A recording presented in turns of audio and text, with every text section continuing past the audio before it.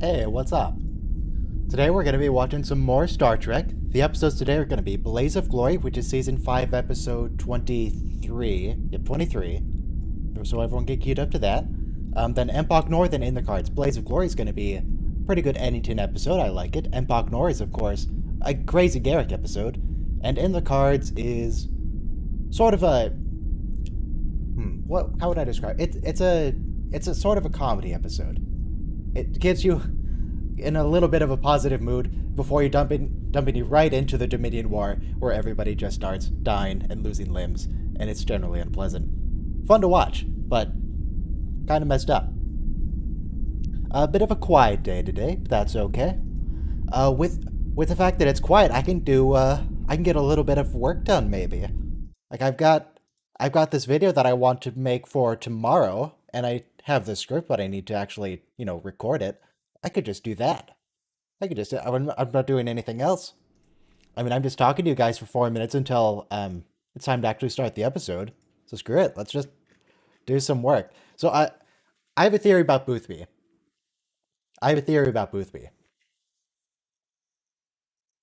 Boothby is a bit of an odd character. He seems to just be an old man tending the academy grounds, and yet he knows quite a lot of information for a simple groundskeeper.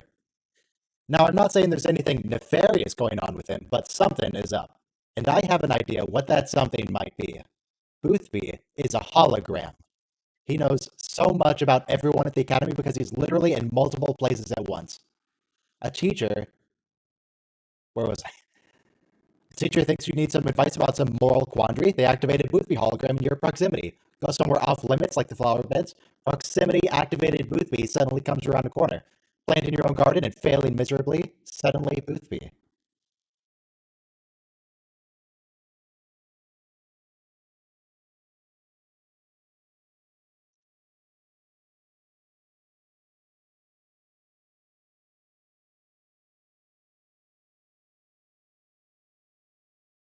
Is the stream back? Is it working again? Because it just kind of turned off, and I have no idea why. Looks like I'm going through now. Yeah, I don't know what happened there. I think I need to reset some stuff. So let's readjust the timer slightly, make it another 3 minutes. There we go. Okay, yeah, today is apparently technical difficulty day. So that's fun. That's good. So how does it sound? How's the audio quality? Is it no longer robotic? Yeah, but just listen to it back on YouTube and it sounds pretty good. Or at least sounds, what you would expect. No idea where I left off on the Boothby thing, though. What was I recording? The power of unplugging things and plugging it back in. So it sounds fine here. It's just an issue with the background noise suppression. Sometimes makes it go all robotic, but this isn't recording the background noise suppression. That's all fine. Let's see. Going somewhere off limit. I'll just start from here, because I can always just delete it if I said it twice. Going somewhere off limits like the flower beds, proximity activated Boothby suddenly comes around a corner. Planting your own garden and failing miserably, suddenly Boothby. With an unlimited number of Boothbys on the campus, and with everything those holograms hearing going into a central database... I'm not happy with that. With an unlimited number of Boothbys on the campus, and with everything those holograms hearing going into a central database, you get the illusion of a singular, seemingly all-knowing gardener. And because he's just a simple gardener, he blends into the background. Nobody really pays too close attention. His conversations are generally of a personal or private nature, so if two people happened to talk to different Boothbys at the same time, they're likely to not even mention it to each other. And if he's there berating you for breaking some rule, that's probably not something Academy students bring up in regular conversation. No, that's probably not something Academy students bring up in regular conversation. Certainly not in detail. The illusion is maintained. Wait, why? God dang it, no, it's not even recording at all. It's not even recording. Look at this. What is this? Make that full screen. It's nothing. Excellent. Excellent. Technical difficulty day. Come back to that later. Look, the first episode is Blaze of Glory. We're going to start in just 40 seconds. Everyone be queued up. And we'll get going. Yeah, flying solo today. It's just me. If anyone would like to join the voice chat, it's open. There's a link to Discord in the description. I guess people are busy today. That's okay. Maybe people don't like today's episodes. Yeah, it was recorded on YouTube, but I'm just gonna re-record it. It's like 30 seconds. I can deal with a little bit of 30 seconds of extra work. All right, let's blur the screen, and everybody press play in 5, 4, 3, 2, 1, play. All right, let's go. Couldn't let you do this alone. You couldn't let me do it alone. I do remember the early streams, like season 1. It was just me, not because nobody wanted to join, just because I hadn't set up a Discord yet. It was just me, and those were pretty awkward. Maybe after we finish everything, we'll go back and redo the first couple seasons. Do it. There we go, Cisco. Good for you. Well, I should really say Benjamin, because there are 2 Ciscos here. But, yeah, Benjamin has been, historically, pretty racist against Frankie, but now he's actually trying to, work with them. That's right, you can try tube grubs. You don't need to sir him, Nog. You're just in his quarters, you're just hanging out. Okay, apparently you do need to sir him. Cisco immediately goes into commander mode. Captain mode, rather. Got a promotion. It's a bad attitude.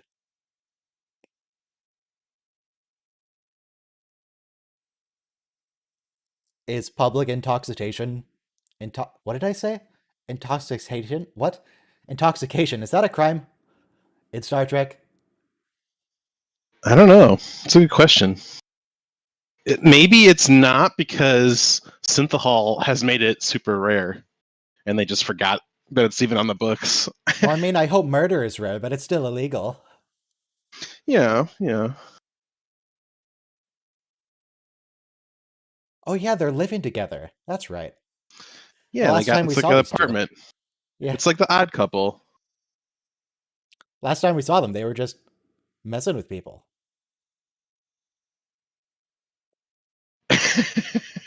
Oh, is he going to stand up to Martok in this episode? Oh, that'd be fun. I remember that bit. I think that is this episode. Nog earning some confidence. Yeah, now's not the time. Stand up to Martok later. I might be a few seconds ahead of you. Probably. I am at 234, 235, 36, 37.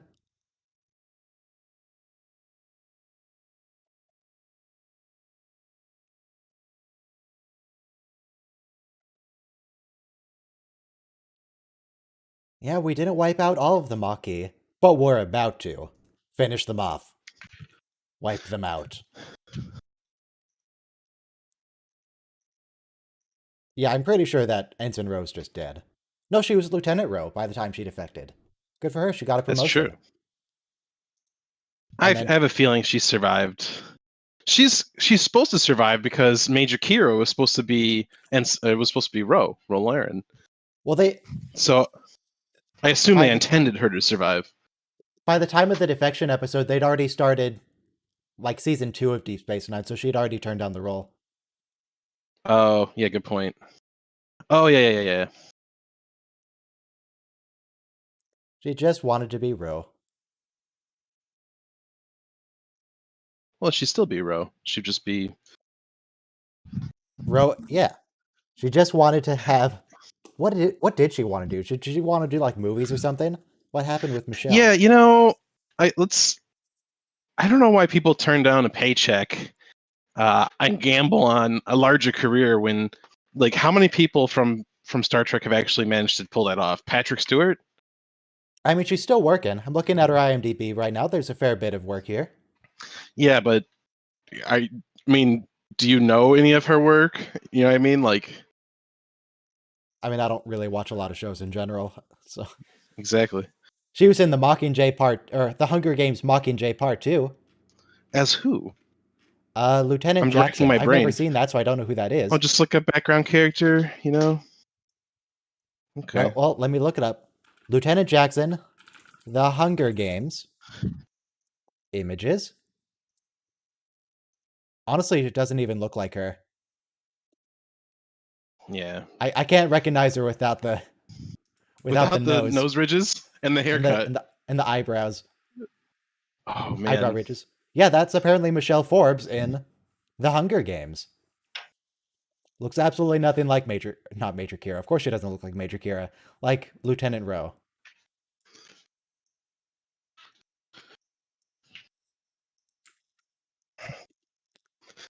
Yeah, she's still doing stuff. Most recently, she was in Big Sky. A private detective teams up with an ex-cop to solve a kidnapping case in Montana. Who took Okay. my cows?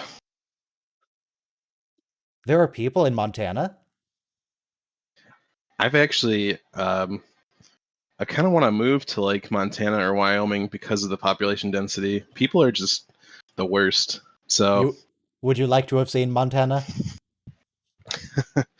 I would like to live somewhere where my nearest neighbor is like a Miles. 7 or 8 minute drive at least. Alexander Siddiq as Dr. Bashir. Who the heck is Alexander Siddiq? Do they mean Siddiq al-Dahil al-Fadil Abdurrahman Muhammad Ahmed Abdul Karim al-Makti? Does he put that whole name on any of his other work? No. Alexander Siddiq is his screen name. Man, is he some kind of royalty or something? He just has a long name, man. People, that's a not uncommon thing in certain areas of the world. Sure. Let's see. Alexander Siddiq, Sudanese-born English actor. Blah, blah, blah. Let me Control F. Aha. Siddiq's parents met in the 1960s when his mother traveled to Sudan with a friend who introduced her to Siddiq's father, a member of Sudan's ruling family at the time. I just said. I don't I think that's had a related to his feeling. name, though. I think that's just a coincidence. I don't know. Also, I don't think he probably cares because he's English. It's like a Ladorian mastodon moving through the forest. Of course. Thank you, Dax. That's very helpful.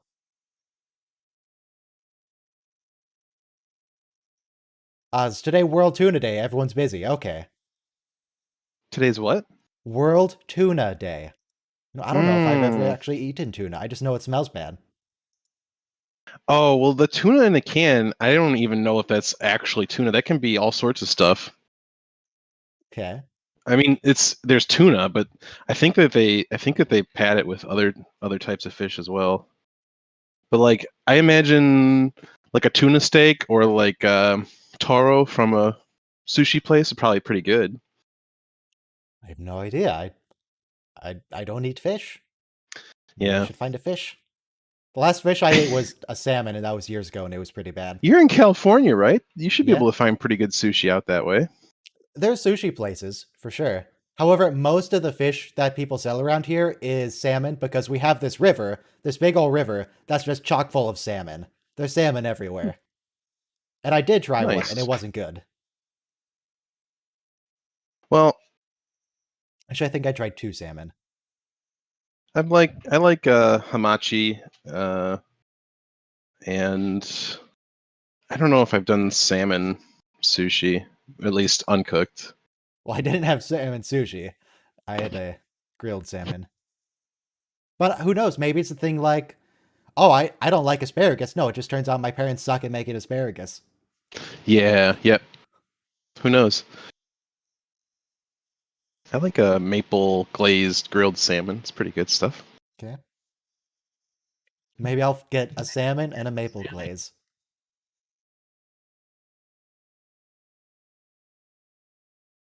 Do you cook it just like the same way you would a steak? You just put it on the stove for Well, I 5 think 5 to 7 I minutes think each when side? they grill, if they grill a salmon, you're probably gonna put it on like a maple plank that's soaked in water like overnight or something Look, like I'm not that. willing to I'm put not that sure. much effort into it.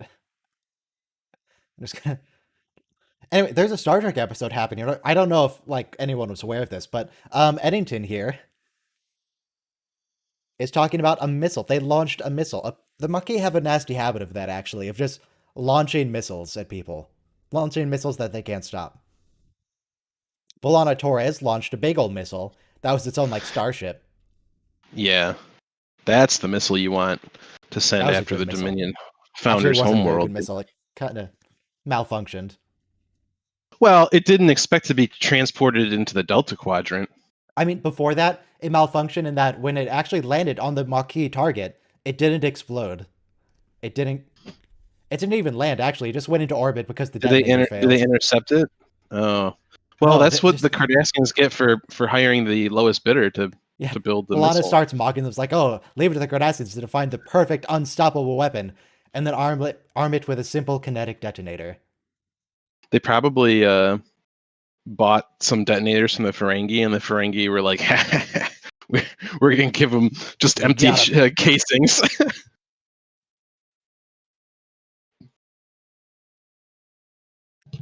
Now, look at how Eddington just moves around in this episode. Whenever he's actually standing up, his head is always sort of tilted and gyrating around. He moves weird. That's right. He's just gonna lie there and do nothing. Well, that's not strictly true, Eddington. Well, maybe the Federation abolished that, but at least in American prisons, you don't sit there and do nothing, you do work. You make prison hooch and shanks and prison tattoos. I mean, I was more thinking about the literal slavery that the Constitution allows in prisons. Yeah.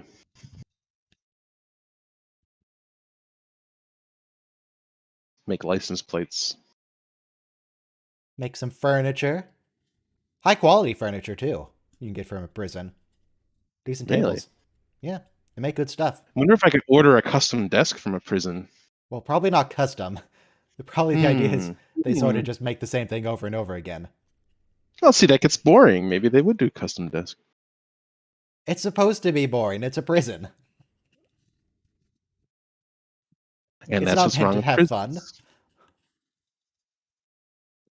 And it's American prison at that. You're not supposed to learn skills. Well, they do learn skills. They learn usually how to be a better criminal. Are you just a hypochondriac, Quark? What are you talking about? What are you waiting for? I told you it already hurts. Come on.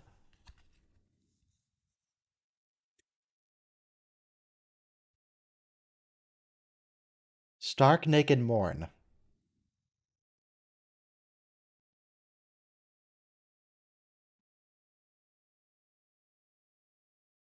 What did you do to Morn? What did you do, Quark?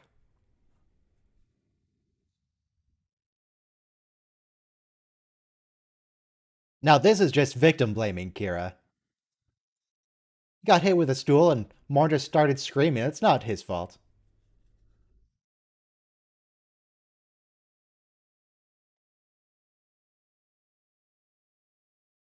So, have you been in many bars? Me, myself? Yeah. A few. Do the bartenders just never leave you alone? I have not had that experience. Because Quark never leaves anyone alone. They're usually... I haven't been to a bar since COVID, but usually they're Naturally. just busy giving drinks, making drinks for other people. And I've never gone to one enough time to actually develop 30 minutes of runtime? Yeah, I haven't gone to one enough to develop a rapport with the bartender anyways. Okay.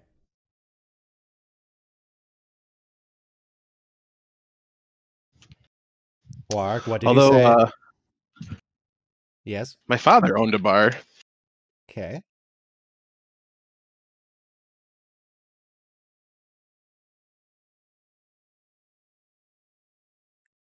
Well, I guess that's fairly typical of Morn. He starts screaming because he just can never close his mouth. Dude won't shut up. Now he's just doing it louder. Kira, I don't know if you want to joke about that. There's going to be the first wave of Jem'Hadar coming real soon. In 3 episodes, in fact. It's going to be a lot of Jem'Hadar. Luckily, the Jem'Hadar are actually just awful at combat.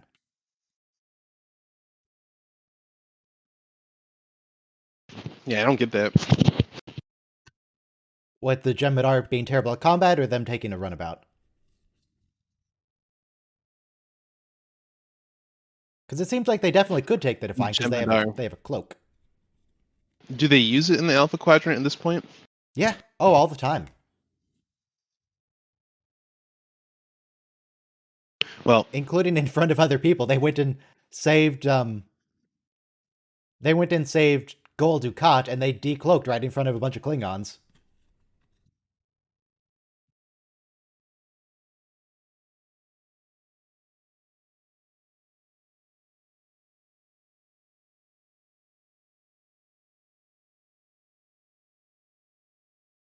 What's the difference, man? A carbohydrate's a carbohydrate. Doesn't matter where you get it.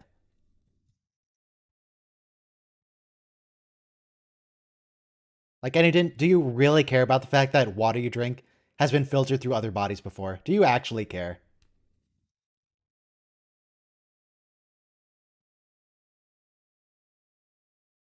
they still celebrate Thanksgiving? I seem to remember some mention of it. I don't know from where. I mean, if it was Thanksgiving, it was probably TOS. But let me check. Open up my script search, find in files, Thanksgiving, in all scripts. They mention Christmas a few times in various series.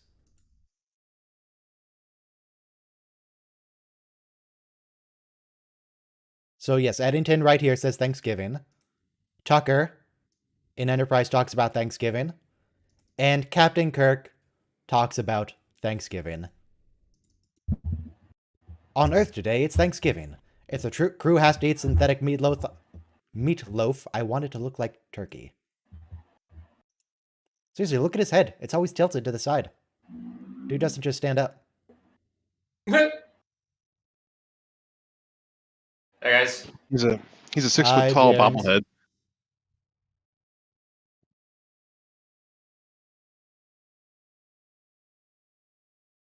How you doing? All right. How's the weather? I have to check my phone. Oh, okay. I think I mean, I Probably. can see between the curtains and the wall that it's certainly the sun is out right now. It's the middle of the day. well, that's not true here. Oh. It is clear at 57 degrees. Or 52 Ooh. degrees. People like Cal Hudson, that's a callback. That was from season 1. That was the Starfleet captain who betrayed Starfleet and defected.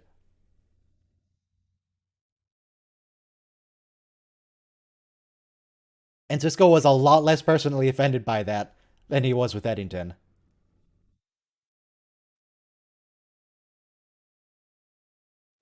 I want to know what happened to the Indians from Next Generation during all this. Did they actually end up getting relocated? In the episode with Hudson, when they go to that meeting, there's a couple people there who are in traditional Indian like clothing. So I assume that they're from that colony, but they just never mention it.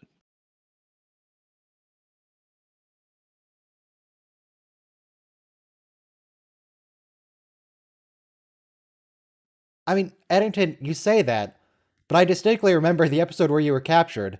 It was because you actually started attacking starships. Yeah. You disabled the Malinche. You disabled the Defiant. I don't know what you were expecting.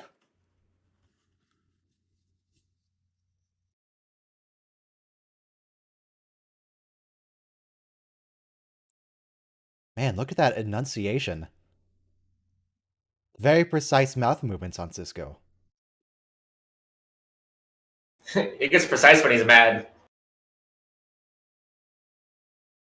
God, I have to learn to talk like that.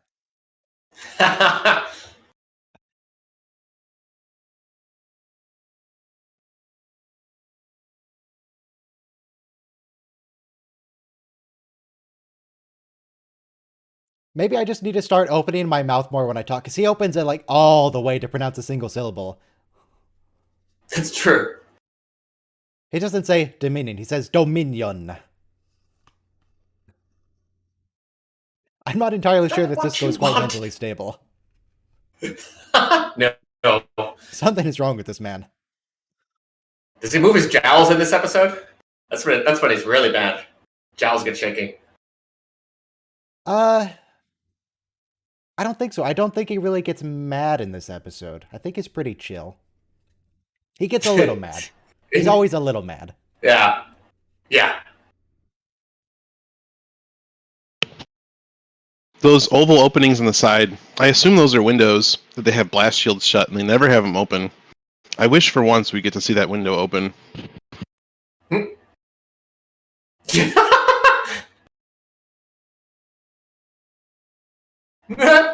Barely making.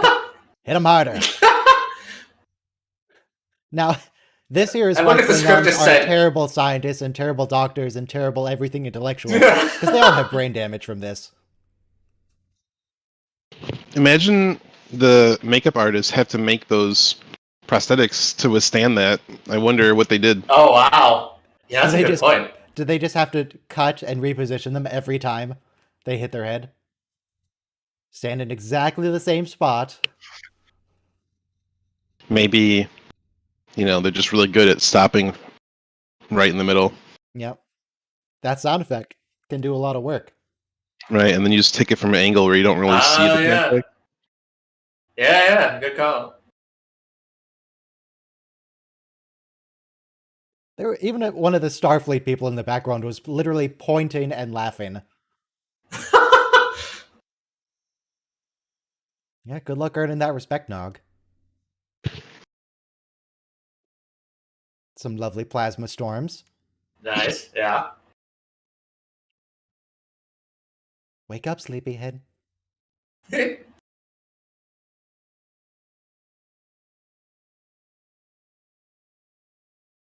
What, the plasma storms? There's not really anything there.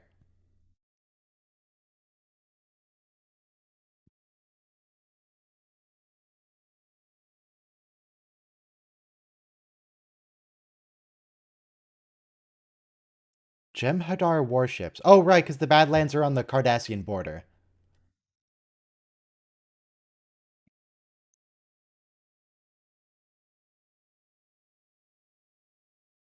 Yeah, see, Cisco's pretty chill. Wow. How often do they talk about AUs on this show? I don't think ever, actually. I think this might be the only time.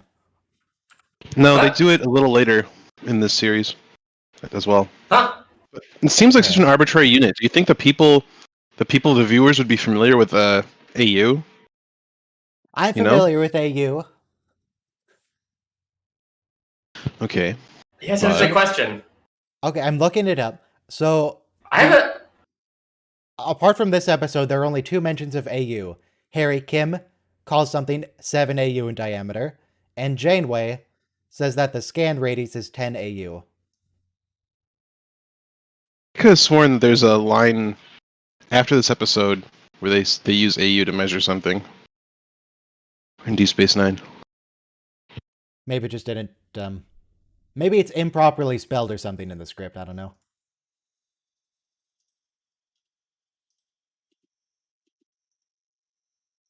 Maybe it's Next Generation. I don't know. There's some episode I've watched since I watched this one. I don't know. Are you sure it wasn't Voyager? Because they used it twice there. It's possible. 0.7, okay. So now we can get the speed of a Jem'Hadar warship based on that. Because they were 1 AU away, like a minute ago. And then they're 0.7. No, just how fast that they're willing to move through the Badlands. Yes.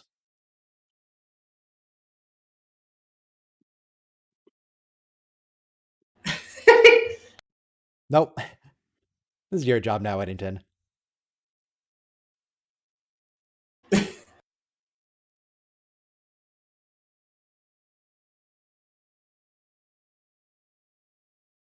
Like, are you going to have a fist fight, or are you just going to shoot him? What are you planning here?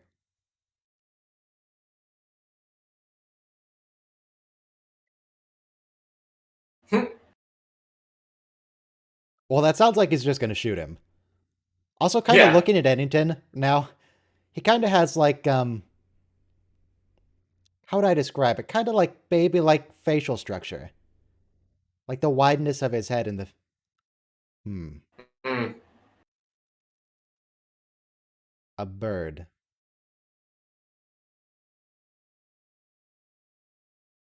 I don't think Cisco brought your lucky loony. Of course he's Canadian. Eh. What does that mean? Are you calling Canadians traitors? No, but he's so polite when he commits genocide. Okay. I guess I could search for specifically astronomical unit, not the abbreviation. They could have put A period U period or A space done. U or No instances of astronomical unit or units. A dot U.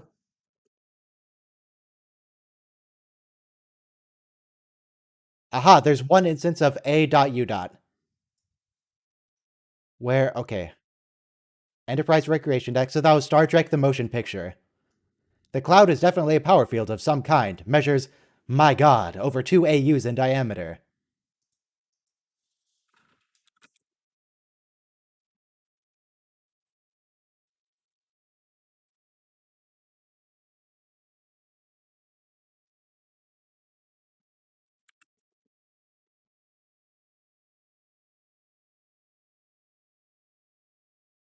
And there's one instance of... Oh, never mind. I was going to say A space U, but no, it's actually someone saying A United Federation of Planets. That's not the same thing. Uh-huh.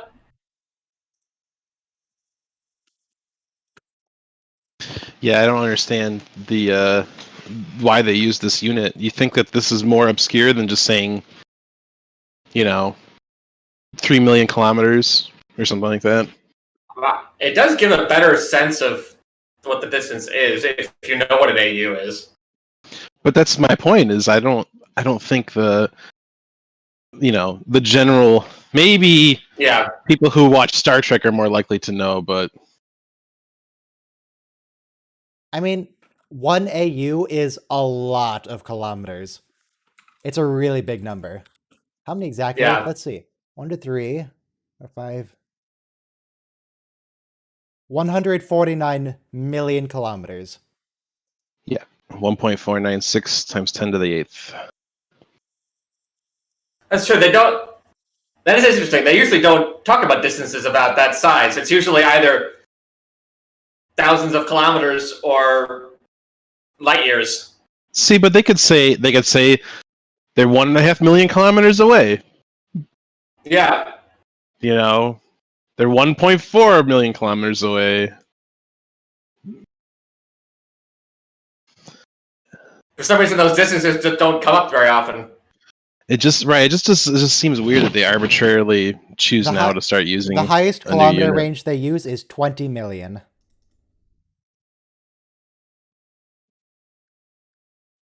20 million, where an AU is about 150.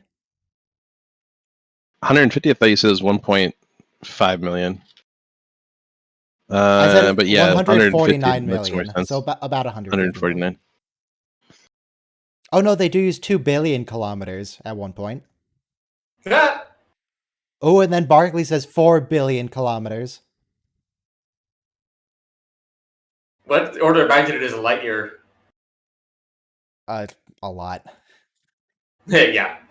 1 light year, 2 kilometers. Let's see. 9.5 about times 10 to the 12th, which is 9.5 about trillion kilometers. Nice.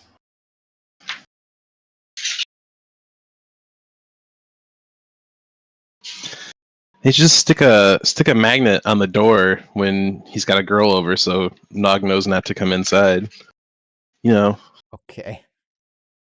Just like when you had a roommate in college, you'd hang something on the doorknob to let them know, you've got a girl in there with you. Is that actually a thing, or is that just a thing in movies? Because I didn't have a roommate in college. Is that a real thing that people do? Yeah. Okay. I had a roommate in college who didn't do that and had a girl. Did they ever have a girl over? No, I walked in on them and I didn't know. They were just in bed together, and when they heard the door open, they stopped and just stayed quiet until I left.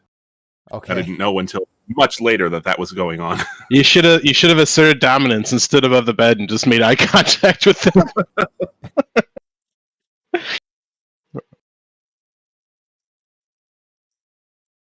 Good for you, Nog. Yeah. Oh, gee, looking at Martok's teeth, geez, he's just stabbing himself in his lower lip with that canine. That's gotta hurt. I have to imagine all the Klingon actors, if they like go to the dentist after this, they're gonna be commenting on how they just have holes in their gums. Or not their gums, but in their lips.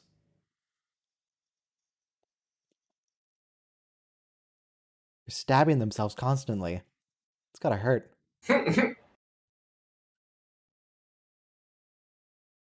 I guess Klingons have redundant lips. Probably. I got an extra set. I assume that they grow teeth like sharks. That's why they sharpen them so much. Or maybe they Can get have away like with it. they have like a bone layer on the inside of the lip to keep it protected. Very stiff lip. That would also protect against barrels. Brings a whole new meaning to keep a stiff upper lip. I mean, I don't know if bone in your lips will specifically protect against spinal injuries from barrels, but I guess it doesn't hurt. If you get hit in the face. Sure. Yes. I mean, that sounds like it would hurt. That would hurt. Oh, it's the cave set. That one entrance that they always come through. I know they're man-made. They're a set on Lot 8. We'll use it all the time, Cisco. Imagine them like, running into Worf and like all those like primitive people and his brother. Can we get one, like a short trek where someone enters the cave and there's just everybody who's ever been in this cave? You could edit it all together.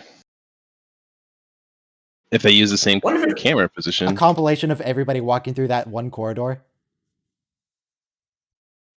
It would be kind of fun just to sort of stitch several scenes together that are in the same set. See what you Overlay can come them. up with.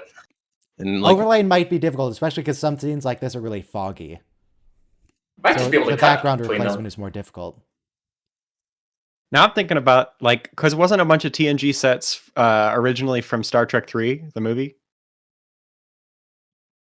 I They don't were know, used- but I do know that there's a bunch of barrels in this room.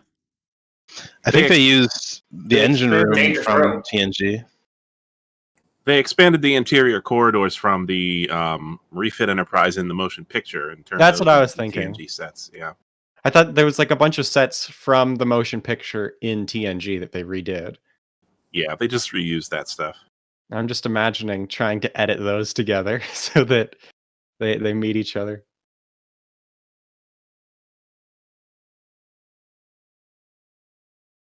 Well, at least they're having some friendly banter in the middle of this death struggle. Having a great time. Oh, they stopped firing as well. That's convenient.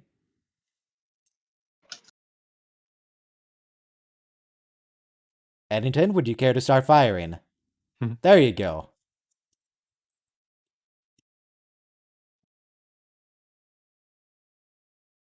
I want to see this scene, but they're all just like coughing with their entire bodies. Wait, what do you mean? Because there's so much fucking smoke in the room. Oh. Hey!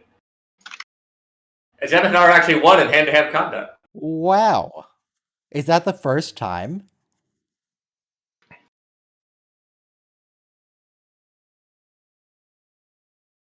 What? The well? Wait, what do you mean the well? Aren't they on an asteroid or something? Yeah, He's gonna poison Just them. because an asteroid doesn't mean it can't have groundwater. It usually means that. Well, how often have you been to an asteroid? Don't worry about it. How many asteroids have you landed on? I think the largest asteroid in our solar system actually has a ton of water on it. Really? You say so. Yeah, Are you thinking of an asteroid or are you thinking of a moon? Because those are very different things. No, Ceres. Ceres, yeah, it's an asteroid. Ceres is a dwarf planet. Which is just a Maybe. fancy name for a really big asteroid. Well, then you could just It's say part of the regular asteroid planet is belt. just a really big asteroid. I mean, yeah, it is. But it's cleared its orbit and shit. Not Ceres. Ceres hasn't cleared its Yeah. orbit. Well, that's what I'm saying. Yes. There's at least they finally came up with a definition for planet. Dwarf planet is probably the next thing to define.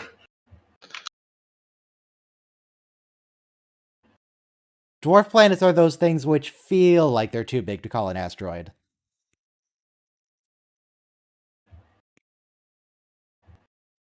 Or you could just say a dwarf planet is something that has met 2 out of the 3 criteria. Ooh. It's like you're diagnosing something.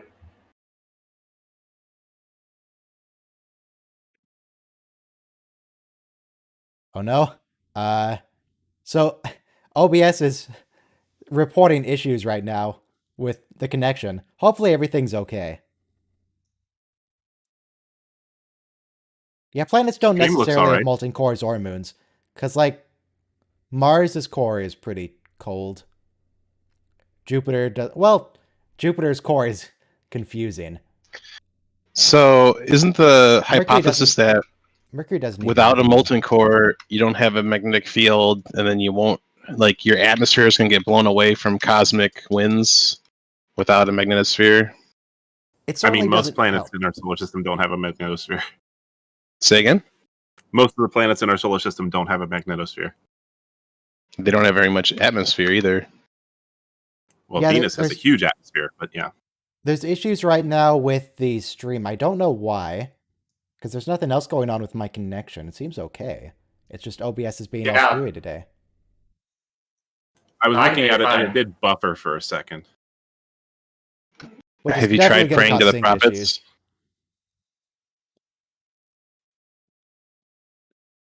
Do they have like specific prophets they pray to for certain things? Like, you know, like you have saints, you know, you have like the patron saint of Yeah.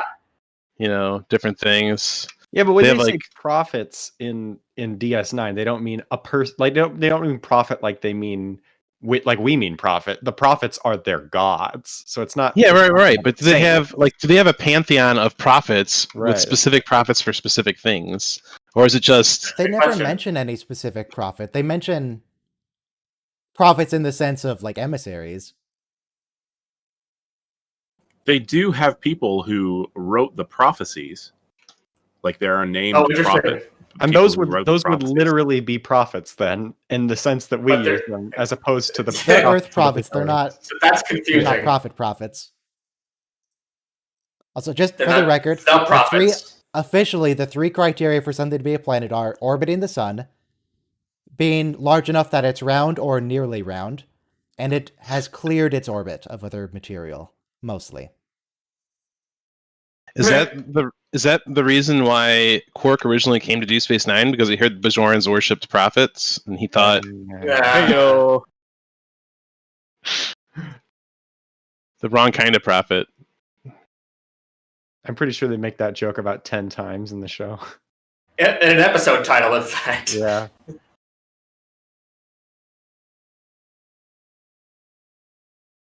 Notably in Voyager with the episode False Prophets, where they Also prophet literally motive, pretend right? to be prophets for the sake of profit.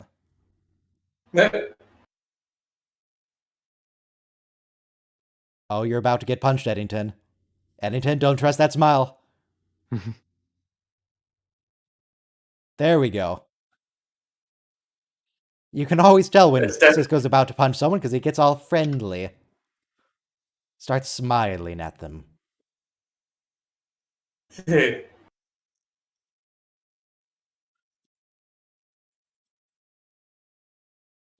So yeah, He there is smiles with some his monkey mouth, who and he smiles survived. with his fist.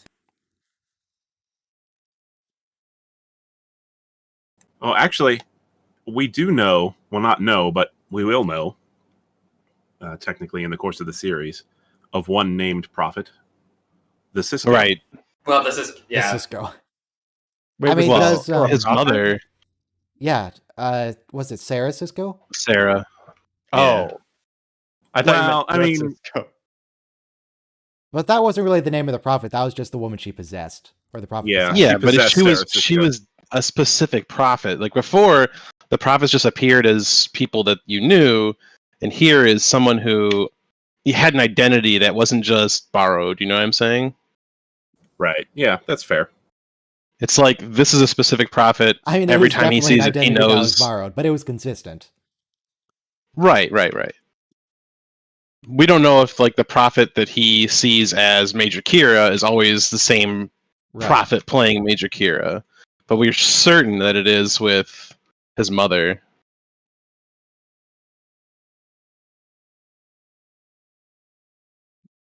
Yeah, that line definitely means that Eddington is gonna die.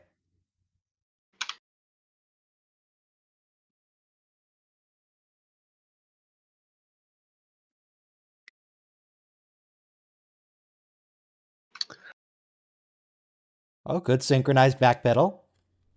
Bye, Eddington. Oof. I'll be right behind you.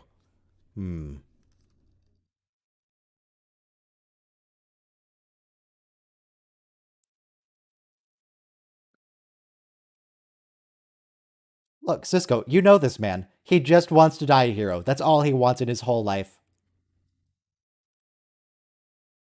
He wants to be a legend.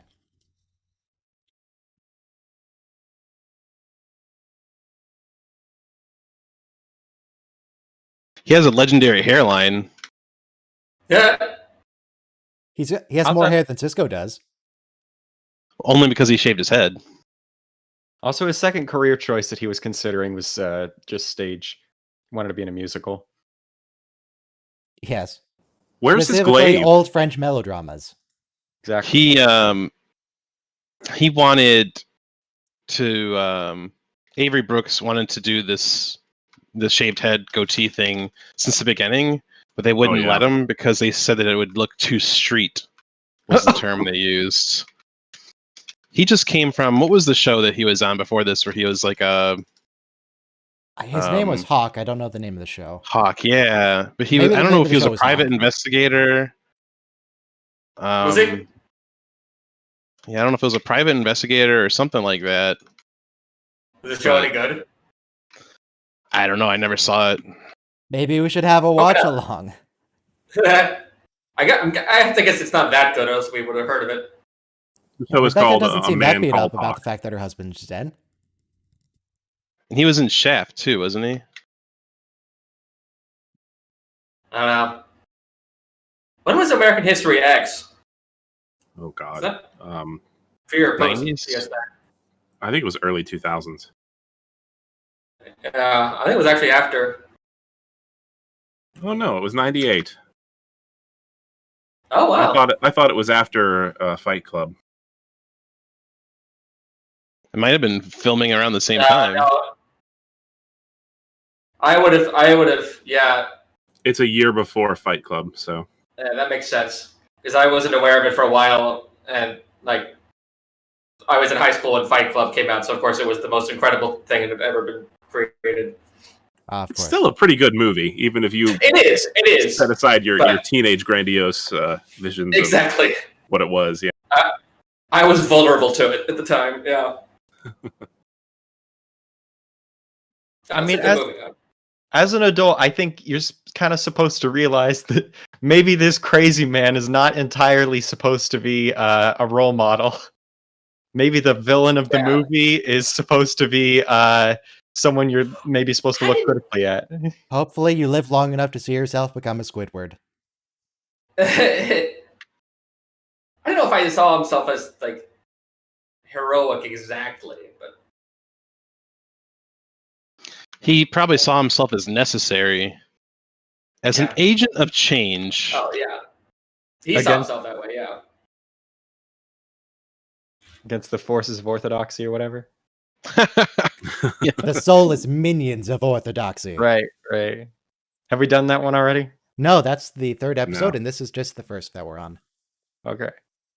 Oh, there's is that a Jaeger class? That's a Jaeger class in the background. Flew behind the pylon. Was it? That was, absolutely. Oh God, In fact, let me bring it up on screen again, because this is very important. that dumb shit. Right there. That's a Jaeger. You know, Maquis if I was to Raider buy hull. anything from the Intrepid Saucer. Star Trek auction, it would be the Jaeger model, and then I would just put it out of its misery so it could never appear again. Okay, But I guess they have a digital version of it now. probably. Alright, so the next episode is going to be Empok Nor, which is pretty good. It's a good episode. It's very I don't think- spooky. I don't think any of the new Star Trek that they're creating is ever going to touch the TNG era. Because, for one, there's too much that people love about it. And two, they want to explore other things. Is it So, I don't Janeway think we're- in the kids show? What era does that take place in? It's definitely after Voyager. So when I say TNG era, I mean from the beginning of TNG to the end of Voyager. Right. Everything in that Oh, not time Enterprise frame then. is Oh, the probably time frame, never okay, going to yeah. be directly touched again by any of the creators that are working on it now. So like everything is going to be either after that, but in the realm of Picard and Lower Decks and all that other stuff. I think Janeway, as she appears in the new cartoon, is actually going to be a hologram of some kind. I don't think so. I bet she'd be actual Janeway. No, I think that's already confirmed. She's like a Oh, wait. holodeck. Because this is teacher. not even Starfleet. Wait, hang on. Yeah, this isn't Starfleet, is it? 10 seconds, by the way. Everybody queued up to season 524. And press play in 5, 4, 3, 2, 1, play. Yeah, isn't Star Trek Prodigy about just some group that happens to find a derelict starship?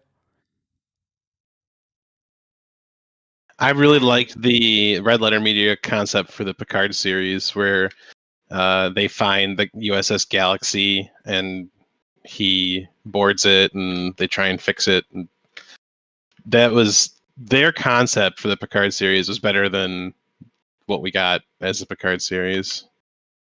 I only watched a couple of episodes. It just didn't seem. I didn't see what the appeal was. I enjoyed it Yeah. well enough. It was okay. It was a show. I watched it for free when they had the free trial, and it was like, the Picard that we see in Picard isn't TNG Picard. It's Patrick Stewart just. Yeah, I mean, it's like I can get if you want to say like, all right, we're going to change this character because they've been changed by this period of time, by what has happened to them, and we're going to explore that. But it's not like they're exploring anything that was really anything that the character was about before, right? Where the character was about before was like being this extreme professional, sometimes to a fault, but always sticking to his ideals. And it was very much really tied in with his job, but then they just kind of don't explore any of the things that he was. And I think if you're Yeah. going to change who a Mhm. character is in an interesting Yeah. way, you still have to say something about who he was through what they are now, or else it's just a different character. Yeah. Yeah, Okay. it's I think that's fair. it is very much what Picard started to become in Hang the on, movies hang on. because We have exactly one comedy moment in this episode, and this is it. Stand by. There we go. Now we're back to the murder and the sabotage and the tragedy. But yeah, the Picard that we see in Star Trek Picard is very much a continuation of the Picard that started in the TNG movies because Patrick Stewart had more influence over the character in the movies than he did in the TV show. Because he's like, interesting. you want movies out of me and you want a movie deal, I need to have some influence over how my Which was character a is going to be. mistake. It's a huge mistake. He had no idea what he was doing. He wanted Picard to be an action star. And That. to have romances, which is why he had a love interest Oh, that was. in Insurrection, and why I don't remember the He had character's name, romances but all the Alfred time in Woodard. TNG. Not all the time. He had a Well, he few. had, like, but, three like, of them. Lieutenant Couple J.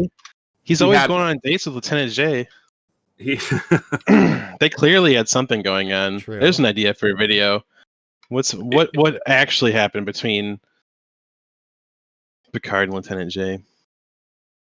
It wasn't a straight up romance, but he had the character played by Alfred Woodard in First Contact. He had Aneej in Insurrection. He There didn't was really the have a lessons lady romance. with the piano. Well, I'm talking There about the was movies. Oh, the movies. Okay. He didn't have one in Generations or in Nemesis, but In Generations, his girlfriend was Captain Kirk. yeah. And in Nemesis, his girlfriend was the Dune buggy. But Yes. Well, it's very much appropriate. like Patrick Stewart did not want to play that character anymore, essentially, which is why for years he's always said that if they asked him to come back and play Picard again, he wouldn't do it. And the only reason that he did it this time is because they let him decide what the character was going to be. And it's a mess. Yeah. I think he didn't do any service to the fans with his portrayal of Picard in Picard. So how about that Empok Nor and Cardassian, or not Cardassian, engineers getting to shoot things? Well, they bring 2 security officers with them, right? Yeah, bring- those. Oh, these are all engineers, I think, except for Nog. No, the the, 2. the man and bald woman. guy, the bald guy, and the young woman are both security officers. Okay.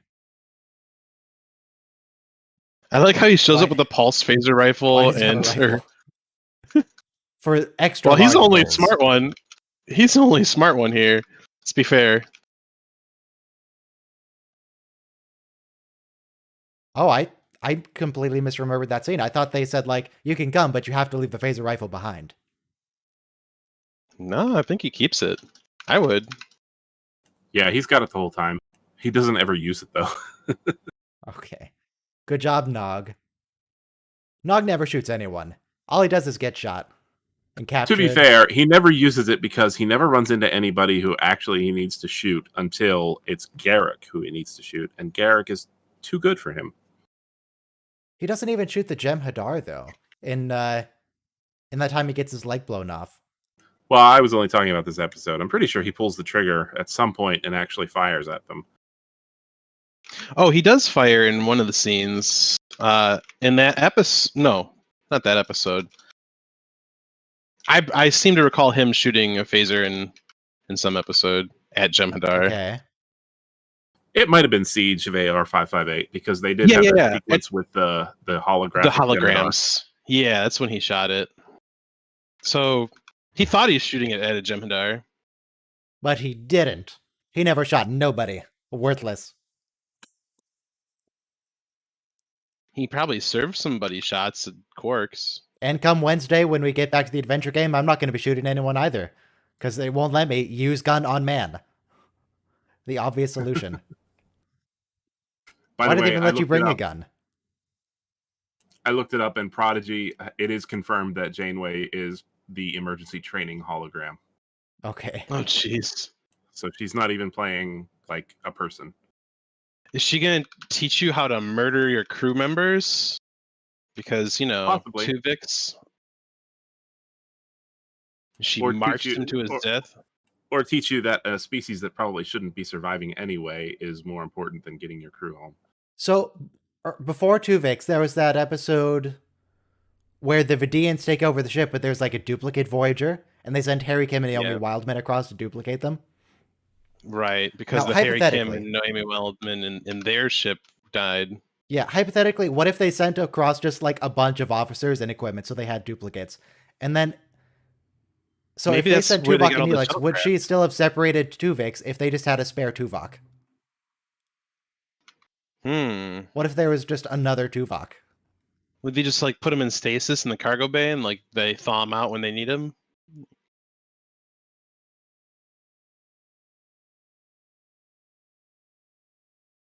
So this is just Cardassian chess, right? It's just chess. I'm surprised he calls him the hero of Setlik 3. Like he does it with such sarcasm though. An Does anyone entire ever call regiment. him like the butcher of Setlik 3? No, there's just the The scene Admiral in Jarok Next was a butcher or a Generation hero, depending. when they're in 10 Forward with the Cardassians. Do you remember that? He's like, I don't hate you, Cardassian. I hate what you made me become. Yeah.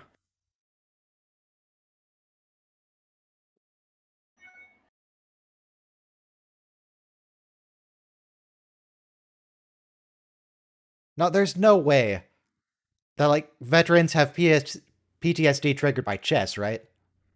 Just literally just chess.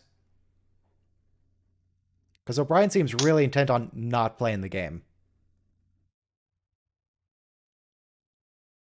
It's not that close to war.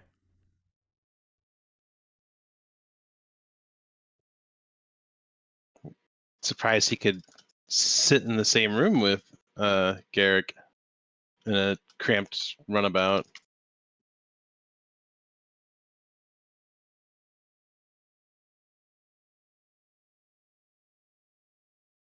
Right, so who all makes that alive? I'm pretty sure it's just the main characters. Everyone else is completely screwed. Yeah, that's why we haven't ever met these characters up until now. We never They have see them names, again, though. obviously. They have names. Therefore, it's extra tragic. They're all 3 days from retirement. Pochetti has a Right. collecting obsession. He gets a personality. The Bolian man. Oh, it's a little bit of a tilt, so we know it's not the same station. They should probably just align themselves with it. I think O'Brien's just kind of shitting the bed on the piloting thing. I mean, this is one of the most realistic scenes in the whole show, where they go up to something in space and they just aren't at the same angle because you're in space. Yeah, but they always Well, they do always that. align themselves normally when they go up to a station like that. Why is he going up at a weird angle? They do that with Empok North, so you know it's not Deep Space Nine. I know. Right. They'll align themselves when they have to dock. It's fine.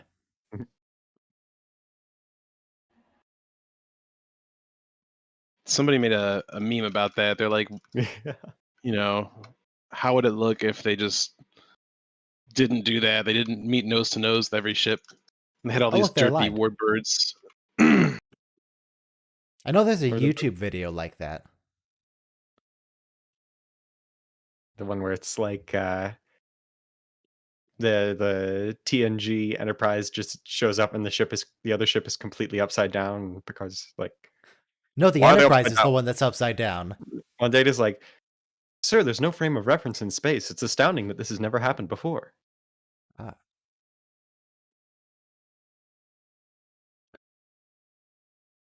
Oh, turn on power to the whole station. Okay.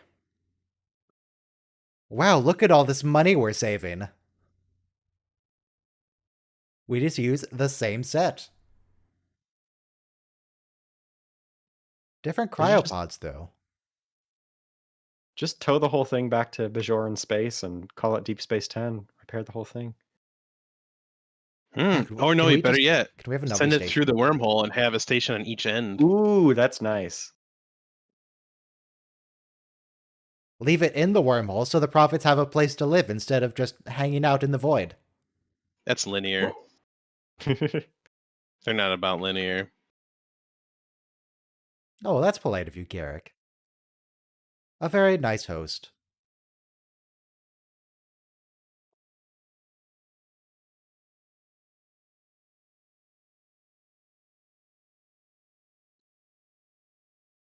What about the collection trinkets? Who's on that job? I think that's Pochetti's personal mission. Mm-hmm. That's Just pocket a couple of things Pochetti's along. personal mission. God, I can't even say that line. What did they say he was collecting again? Or he wanted to? I mean. Cardassian Insignia. flags and emblems and insignias. Ah. Cardassian ensigns. Well, that's confusing. It is. Cardassian ensigns. That's hard to find. Well, they might find some actually. What are the ranks of these guys? They don't use that rank. They have They're all Roman. Sometimes. You'd think the Romulans would do that, but because of balance of terror. what's just Yeah, the they- name? They refer to people as centurions on Romulus. Centurion Bakra, I remember from TNG. And one of those movies had something called Remans, right? Yep, the space So that- vampires. So that's a whole. They were actually like related to Romulans, right? Is that? They were I don't think they were the related, no. Murdochs or Oh. whatever from Oh. the Time Machine. They lived. They were They enslaved. lived underground. Yeah. They lived on the dark side of Remus, which is, I don't know if it's a moon or if it's a dual planet system. So I always thought it was originally, a dual planet. yeah, it's originally in tidally Star locked to the Trek sun. Void, they were twin planets, Romulus and Remus, and the Romulan insignia with the bird had one planet in each claw. So like the original lore was not that the Remans were a different species; it was just that there were more people over there. Okay. More Oh, look, Romulans. Here we established that the ridges on Cardassians' faces are actual bones. Because we can see them on the skeleton. You could like crack that guy's head open with a coconut, like straight down the middle. Do you think there's like What's two this bones? for Bolian's each skull? name? Is I that don't Bacta? remember. I It think won't that's matter in a Bacta. few minutes. Yeah. Well, he sounds familiar, so I'm looking up if he's in any other episodes. He's not the Bolian that was Jadzia's friend, because I think he dies later on in the series. Oh, he's from the Voyager episode Renaissance Man. He was one of the, I don't know what they're called, the people who look like Packlets but aren't. The people, Like the garbage Conehead people, the Packlets. garbage haulers. No, not the garbage No, haulers. the ones who consult the computer thing. Yeah, they consult the bureaucracy or whatever. Yeah, something like They that. remind Oh, I me know of what you're something talking from- about. They remind me of something from Doctor Who. I can't remember. The hierarchy. That's what they consult. Yes, The hierarchy. the hierarchy. And he plays the guy that spies on... No, not the guy who spies on his dreams. He's one of the people that Yeah, kidnapped the Doctor. Same species, but You're not that thinking specific of- guy. Doctor Who race is what, the Scytherans or something like that? The ones that have like no neck, look like potato people, and they're all warriors in like The bluish one armor. gender. Wait, their motto is Yeah. death to all. Do you think they ever stop to think, are we the baddies? Death to all. They know they're the baddies. Okay. They own it.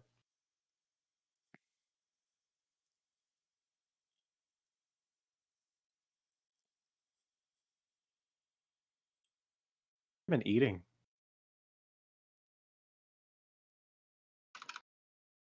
Yeah, these two. I are like the how security cocky officers. the security officers are. I'm pretty happy that they're going to die in this. That's fine. They deserve it. Are you saying they had it coming? Why they made them cocky. I am saying they had it coming. Yeah, for sure. Major We should go and asshole. introduce them with our guns, with the phasers, and we should shoot them in the face. Introductorily. I like to imagine that he's Barclay's cocky brother. Yeah. A series of cold covariant pulses. Really does look like Barclay. A little bit.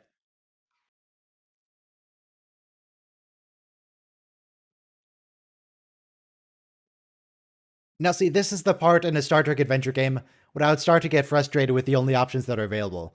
Because really, what I would do is keep everyone together and use gun on Cardassian. Mhm. And then solve the Well, problem. what did Garrick do? Jeez. Probably You know, something. well, maybe use it on Garrick too, but Why wouldn't they find a place to hold up and just wait for a bit? get rid of the Cardassians first.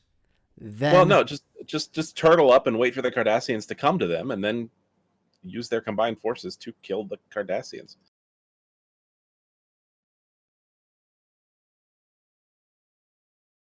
Nog, what are you even doing with that phaser rifle? It's as tall as you are. It doesn't have recoil.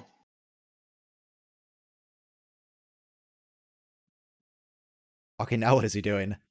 Why are they letting him use this fucking thing? Like, he's clearly has no training. He's like jumping around like a. Oh, he sees a Cartoon. Cardassian. He sees one of those Cardies.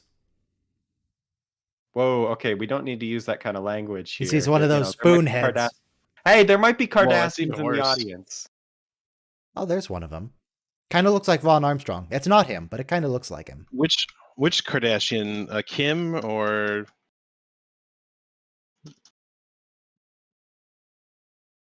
Eh? No. Nog, how did you not notice that with your big ol' ears? He was right next to you. Worthless. The acuity of Ferengi hearing is Plot dependent? variable based on the plot. Yes. Are Cardassians cold-blooded?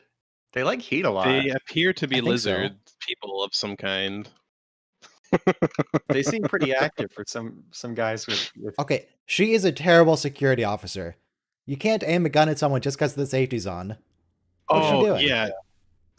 Muzzle discipline and trigger discipline in Star Trek is non-existent. You see what I mean? This person deserves to die. She's the worst security officer, and so is the other dude. Could they just bring a different security officer? Maybe one who has a name before this episode? Like Odo? Like Eddington? Like Eddington. Eddington would probably be better if he weren't already dead.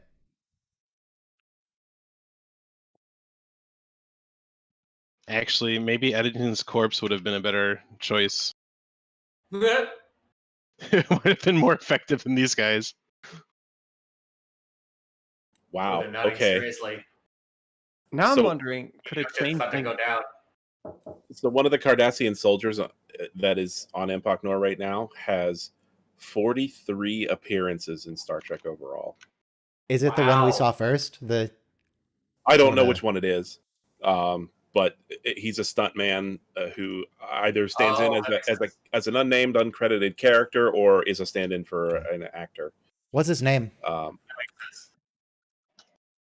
Chris Doyle. Chris Doyle. Memory Alpha? The other one it has just as many, if not more, appearances. Tom Morga.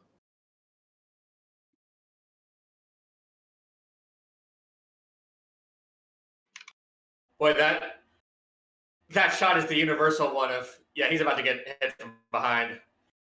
Bye, Pachetti. Hope you got your flags.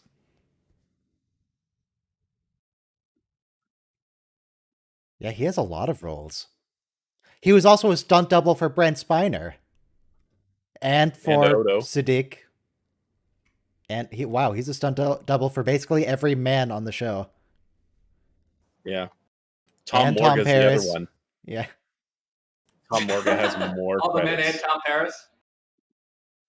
Yes, all the men and Tom Paris. My friends and Zoidberg are on that ship.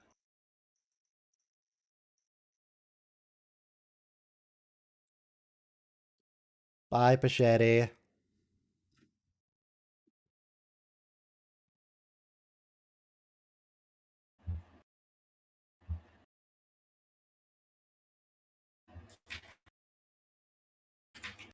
Now, maybe we The should other stop guy- splitting up, guys.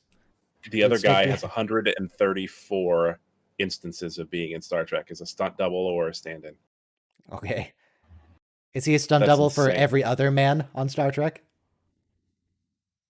So there's a lot of uncredited background roles. He's stood in for Nimoy, Dorn, Frakes, Barkley, Schultz.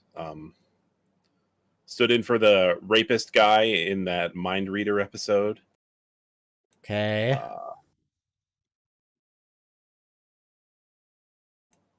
Some other he stood in for Jerry Hardin, who played Mark Twain. Wow, he was a Mark Twain stand-in. Stood in for William Campbell, who played Koloth and Trelane.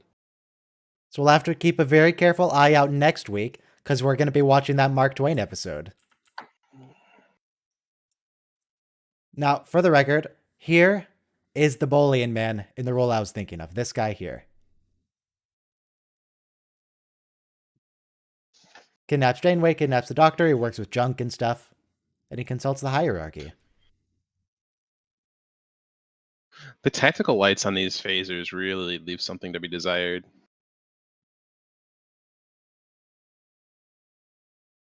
Yeah, it doesn't They make seem any like sense. more of a liability. It doesn't make any sense in a low light environment that Starfleet wouldn't have like some thing that they could wear over their eyes to enhance their vision.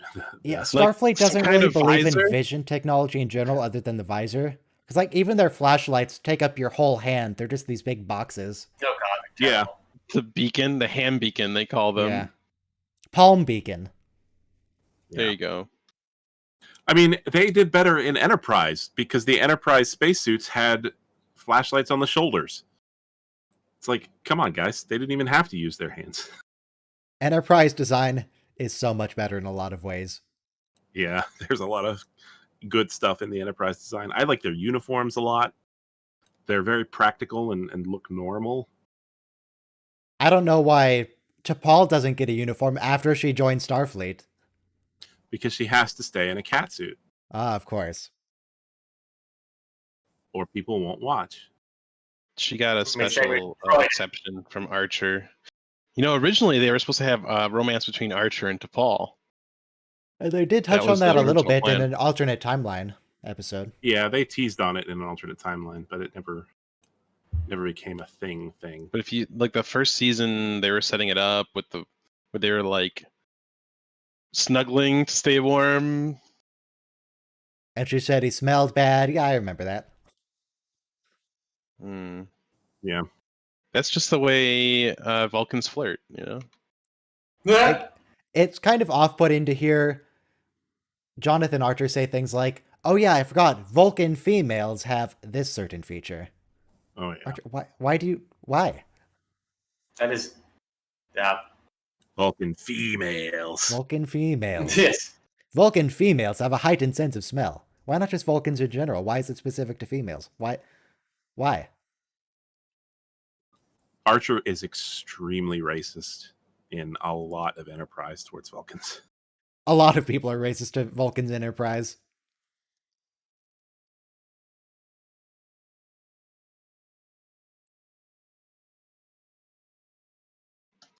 Garrick. See, at this point, he's not affected enough by it to be completely lost. He kind of knows that something is very wrong about what he just did.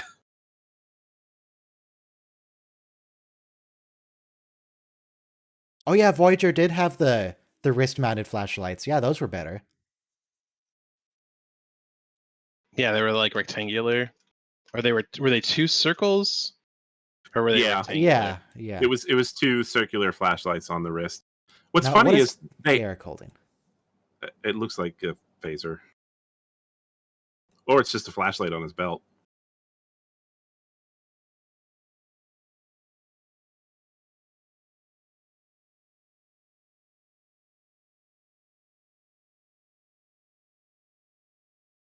But the funny thing is we have a better example of useful lighting in TNG in that episode where Geordi and that guest star Leighton, was it Leighton?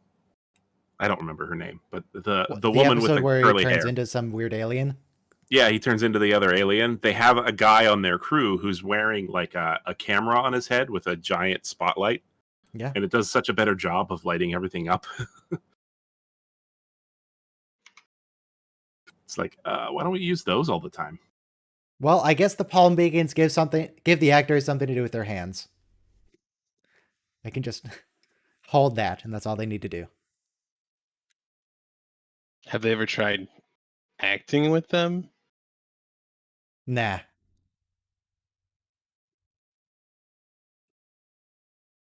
All right, Garrick, go hunt down some cardies.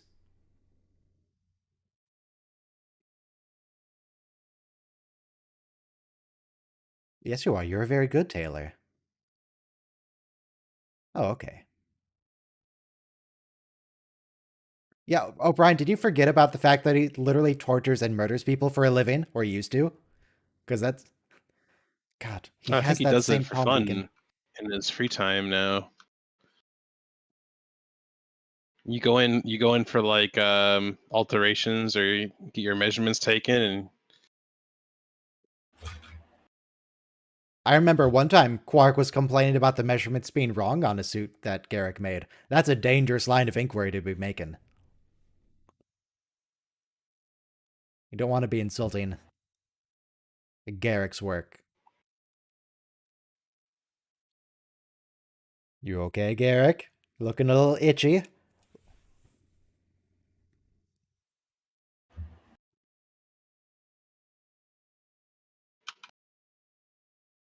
Episode is a nice little bit of nostalgia for Garrick. He gets to go back to a job he hasn't really had a lot of experience with recently. He's a bit rusty. Gets to brush up. I wonder if he does this on the holodeck very much. Goes into some assassinations just for fun. I think he's more interested in keeping his lying in practice. And there's no difficulty in lying to a hologram.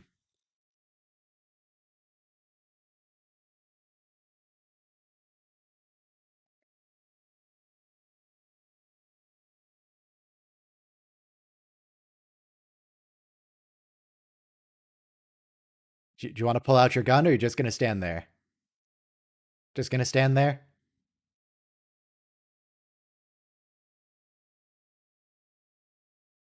So yeah, somehow that guy is a security officer. He has a gun on his belt, but he just stood there while Bakhta just died. Got his neck crushed. Just watched it happen. Terrible at his job.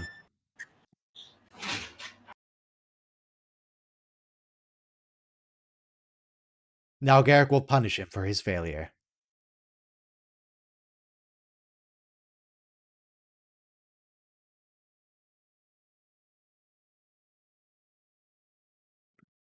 You fool.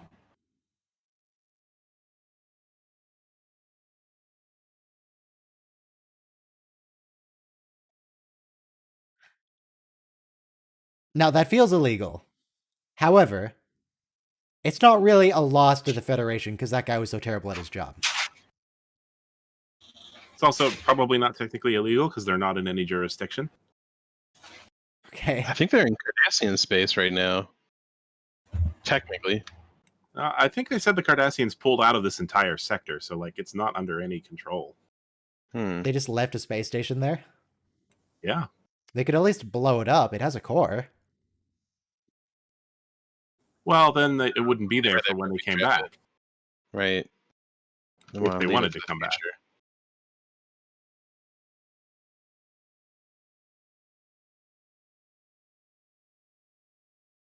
See, this seems like a really treatable stab wound, you know? Like, But get how the long med has he kit. been here bleeding out?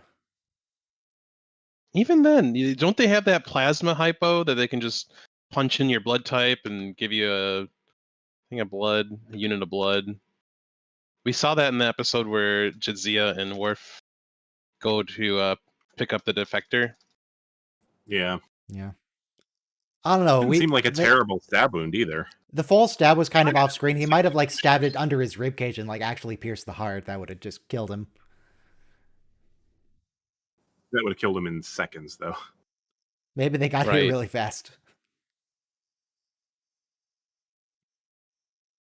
Yeah, just don't worry about it.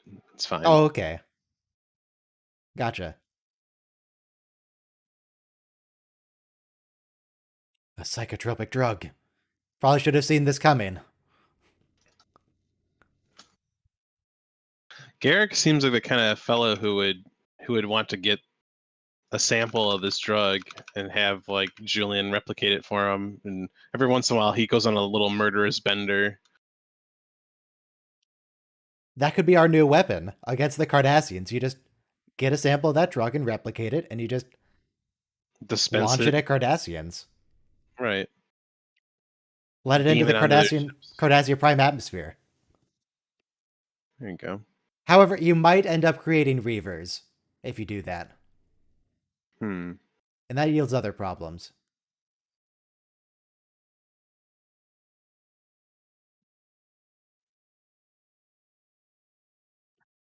Did O'Brien just British swear on my Star Trek? British swear. No, he Irish swore. That's part of the British Isles. Oh. Careful where you say that. But it physically, geographically, it is part of the British Isles. After the Irish reunification of 2024. The words British Isles are contested. What do you? It's a geographical feature. Like there's an island. I can see it.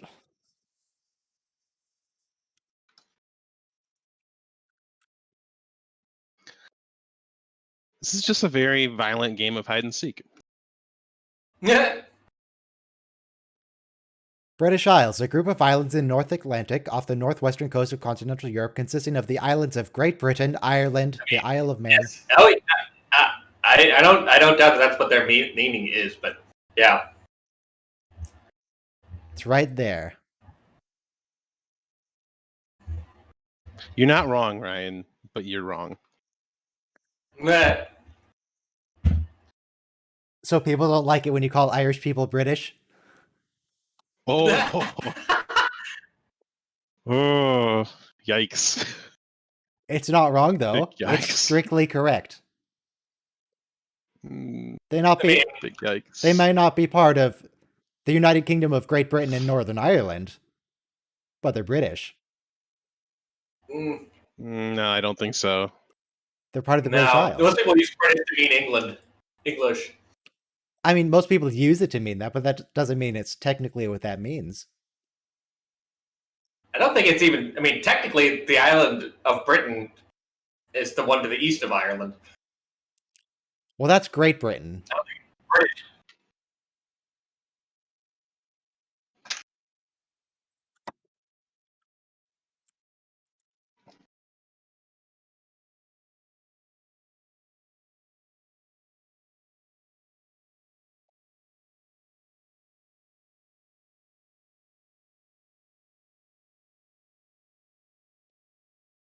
My God, he was playing space chess. The horror.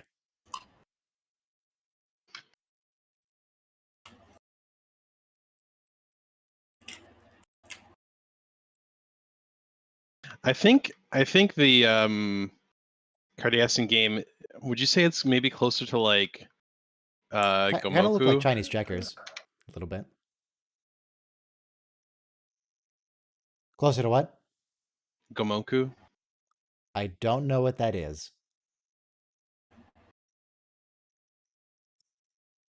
I believe it's a Japanese game with white and black beads on a grid. So we do have a Scottish person in the Discord who plays in the D&D group. What would something I could say to him that would be insulting but technically correct in the same vein as calling Irish people British? The word British might apply to, in a technical sense, to a Scottish person. Probably more technically correct than Because Irish. they are literally part of the but it United would Kingdom be of Great like- Britain and Northern Ireland. Right. And they're on I doubt he Great would Britain, the island.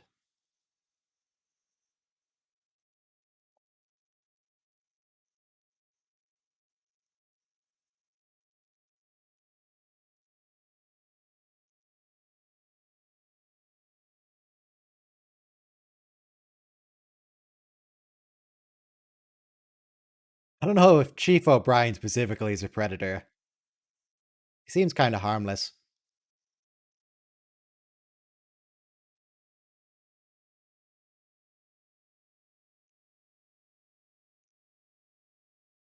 No, O'Brien very specifically did not want to kill anyone. That was a main plot point. So, Garrick, why are you holding that on your wrist? Why did he move his comm badge?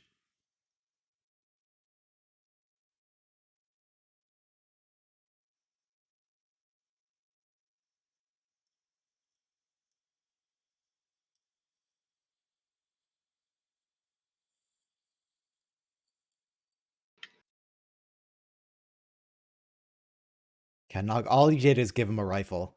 You didn't use it.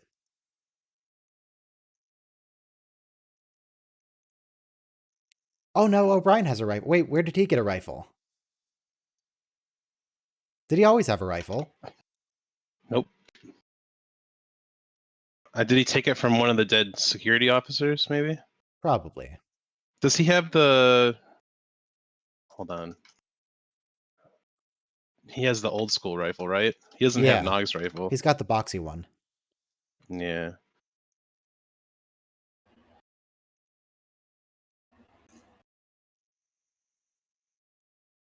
Doesn't even have the sights up. I guess you don't need them. Okay, when Carrick has really been Wouldn't taking all his time these here. things have auto aim? You know, Garrick's just setting up a house of horrors for O'Brien to play with. they're friend pinatas. What comes out if you start smacking them? Candy. Candy, not blood and guts. Well, some people's blood and guts is other people's candy. Okay, Carl. If they had sent any engineer other than O'Brien, then Garrick wouldn't be doing this. He's just doing this because O'Brien's got to suffer. It's true, he does.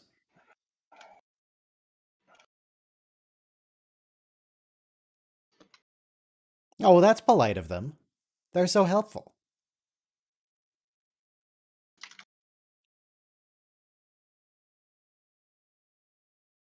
So, O'Brien, how about instead of talking, you just shoot him right now?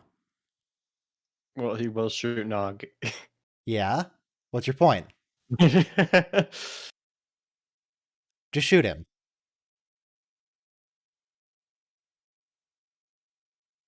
Bye. They have to build tension, man. Just shoot him. Use gun on Cardassian. Use gun on man. That's all you need. It's a very solid solution to almost every problem.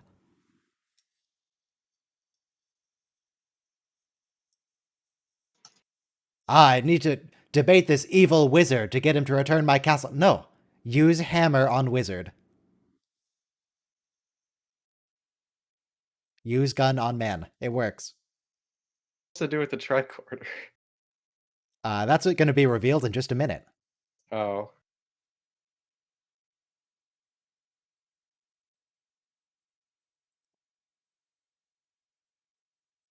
No, Garrick. You have to be a professional about this. That's your whole thing, isn't it? What is he doing with his hands? He's gonna scritchy scratch him. Is that because he's reptilian?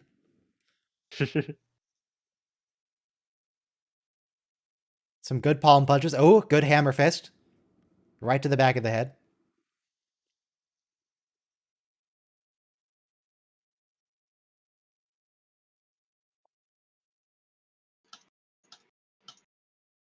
More double hammer fist. I mean, the moment that O'Brien was closer to the guns than Just pick it up and shoot him. Garrick was, yeah. Use gun on man.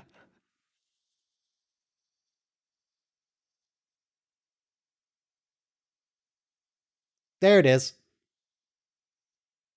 There's the reveal for you. With a bit of effort, a tricorder can turn into a bomb, apparently. A tricorder can turn into a frycorder. Okay. Fries. I think he used the tricorder to detonate the phaser for some reason, because the we've always phaser seen isn't Wi-Fi phasers. enabled. Right. Internet of bombs. Internet of bombs. There you go. He manipulated the SOC.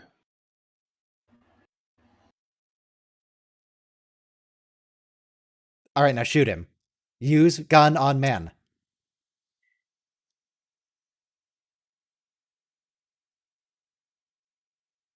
So I just came back in. This episode was about some like drugs that makes lizards crazy, right? Like they Yeah, pumped it throughout basically. the station. Okay. They were just going there to get some spare parts, and they ended up losing, what, 4 or 5 people? And a runabout. And a runabout. 4 officers, a runabout. That's what happens. Dog's when you hang- dignity. Nog is gonna need counseling again. Again. Wait, is this after his leg thing? No. No, this is before. Oh boy.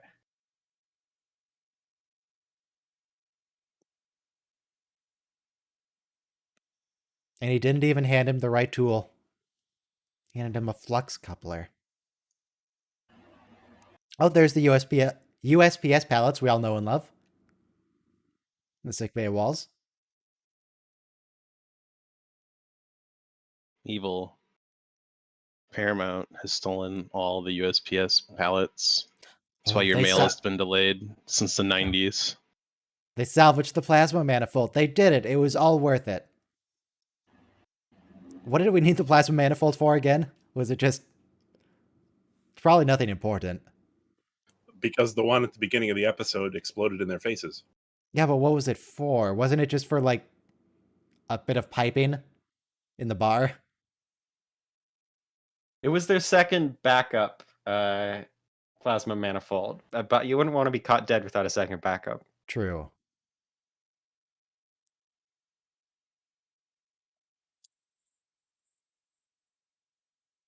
Meanwhile, guess how many backups I have?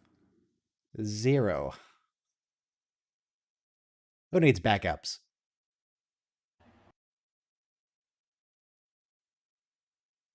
God, how many hours of makeup do you think the Cardassians got to go through?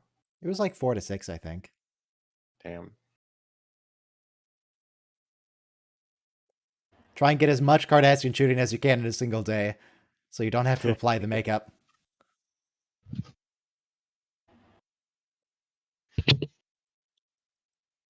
Okay, now we get the last bit of lightheartedness before the Dominion War. DS9, Season 5, Episode 25, In the Cards. And 1 minute countdown to that. If anyone else would like to join Discord, there's a link to that in the description. Just come in and, well, maybe talk about Star Trek, or just talk about whatever. We occasionally talk about the episode. Well, my cells have been feeling pretty bored right about now, so I think I could use this. Ah, of course. Just don't show it to the Soulless minions of Orthodoxy. Wait, are we getting a triangle today? Does that guy arrive on a triangle? We might be getting a triangle. Well, we'll see. I think the chances are high. Is triangle. Quark shuttle a triangle when he goes back? No. No. It's the Ferengi shuttle. Yeah. That It's cousin like a Galen gumdrop bought with it. horns. Cousin Galen, who of course like owns his The own one with the moon. moon? The one with the moon? Okay. Everybody get ready to press Looks like play. the Squeeze In It 5, Cat. 4, 3, 2, 1, play.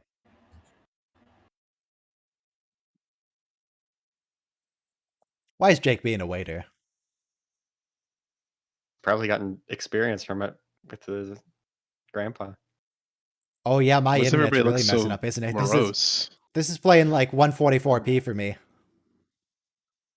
It's like, what do you think you're doing with that bottle?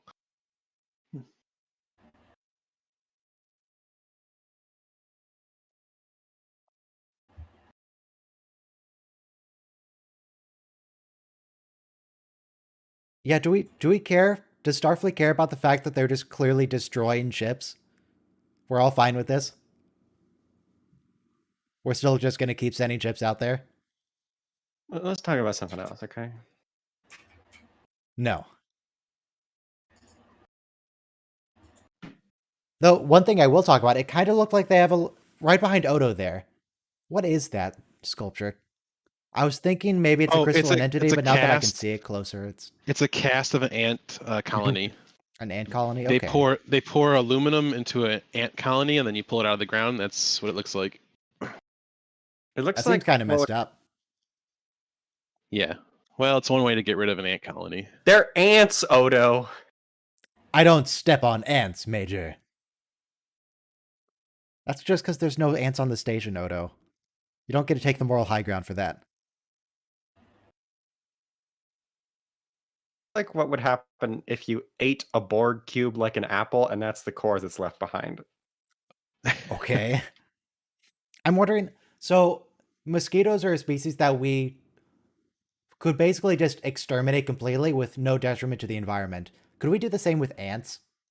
Could we get rid of ants? On a practical level, we could not possibly hope to exterminate ants permanently. Okay, no, like we There's very actually much- couldn't do it, but if we could, Ant Shouldn't. civilization rivals human civilization. They have a colony that spans multiple continents. don't they have more biomass than humans? That's my understanding. But they're dumb. I don't see an ant building a car. I don't see an ant portraying Star Trek. Well, I don't see an ant with depression. I don't see, Well, have you ever? Everyone asks where is Ant, but no one Is that asks root beer? how is Ant.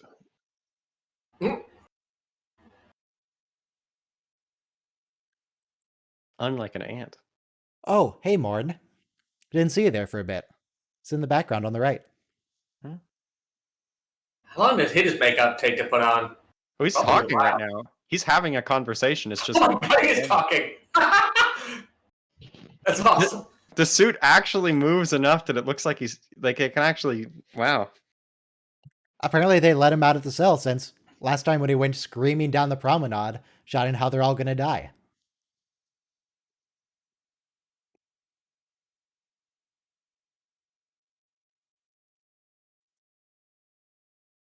Where else is he gonna keep it? Do they have safety deposit box? Actually, no, they do have safety deposit boxes on the station. 100%. Hold on a second. Wait. A collection of the rarest and most valuable antiques in a abandoned derelict freighter. Yep. And there's a baseball card. Who Yes. do we know who had a baseball card and a collection of rare and valuable antiques on a ship? Holy Is shit! this Fajo's ship? Huh? Oh my god. I think it might be the same ship model too, if we see it.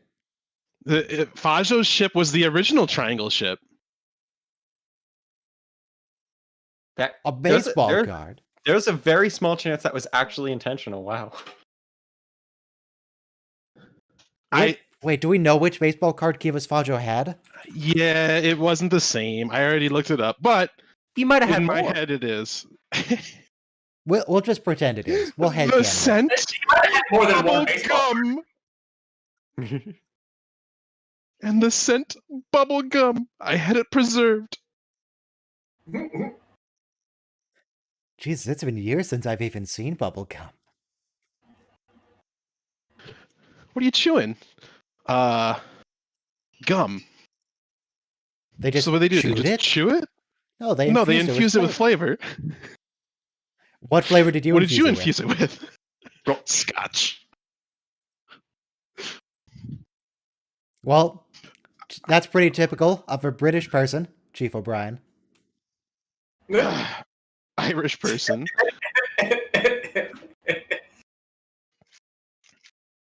Actually, I would have expected Irish whiskey before Scotch. But hey. All right, looking at the ship models. No, there's no Jaeger class in the intro. It was just the No, it didn't exist yet. just that one bit. Yeah, it did. They showed it in like last episode or the episode before. No, I mean it didn't exist when they made the intro. Right. I mean, they added stuff to the intro though. Like all these ships weren't in there. It was just the station in the first season. Yeah, it's all. This is CGI. Oh no. No, this isn't CGI. Triangle ship in its own way. Yeah, there's a The triangle only ship time, there, but the we've only already counted that time one. the station is CGI is in the shot from What We Left Behind when they pull away from the window. That's the only CGI of the station, as far as I know. Like bits and pieces of this are CGI, like the people hanging on and going to repair the station. Those are CGI, of course. Probably the little worker bee is CGI. That looks How long- CGI. assume Defined. They That added defined on was not later a seasons. model. Kind of assume everything they added on later seasons is CGI. So how long do you think it would take to just climb up the entire pylon? Just like Jeffrey's tube it. I guess it wouldn't be Jeffrey's tubes because it's a Cardassian station. It would be let's see. What would be a Cardassian name? There's always Ducat. There's Hey, Daro. Chella. First names though. is this the Chicken introduction tubes? of cloned Wayuns? Have we already seen No, cloned no, we've Wayuun? had them before. Oh, okay.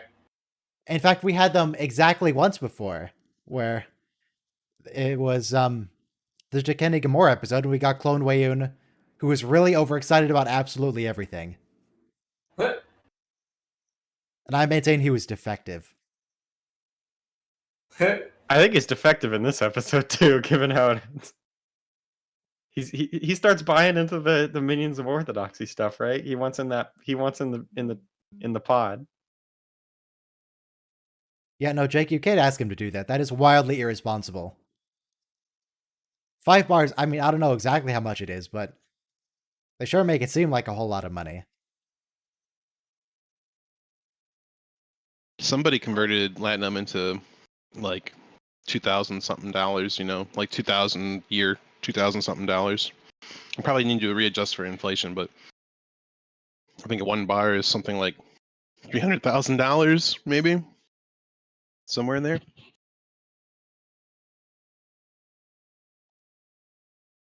What a philanthropist. How dare... Directed by Michael Dorn, it said. Interesting. Oh, there's a Jaeger. And there's a triangle. Wow. Hey. Is that Kivas Fajo's ship? Hang on, let me open up videoideas.txt and make a quick note. What, dollars DS9 to Latinum? in the cards. Triangle ship is Kivas Fajo's ship. I didn't think about it, but Wynn's got a spoon on her stomach. Okay, yes, she does, apparently. Why does she have a spoon? Is it to be the anti-Cardassian? The Cardassians have spoons on their heads. She has a spoon on her belly.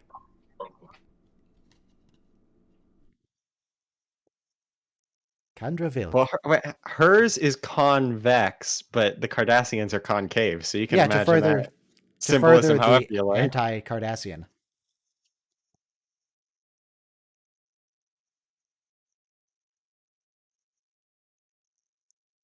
Use this to eat Hosperat. Do everybody a favor and throw her off the railing, please. I can't help but notice that neither of those two people in the background are Sobor. Or Sobor. Do these people get fired and they get replaced?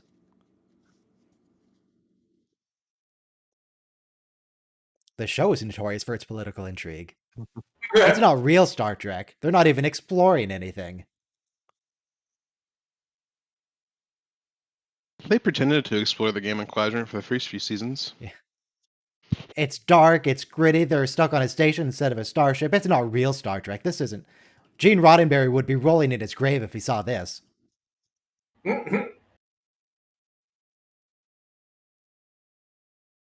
He's rolling in his grave because someone accidentally left the starboard thruster on. Okay.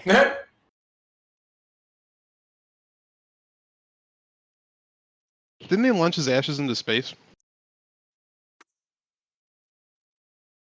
His ashes are going to be orbiting around a central point rapidly if he saw this. Why is there a Klingon at the auction? What does she want? Hopefully it's a silent auction. Yep, it is. Okay, they're just raising their hand, so Morn can bid. Yes. Latinum plated tooth sharpener.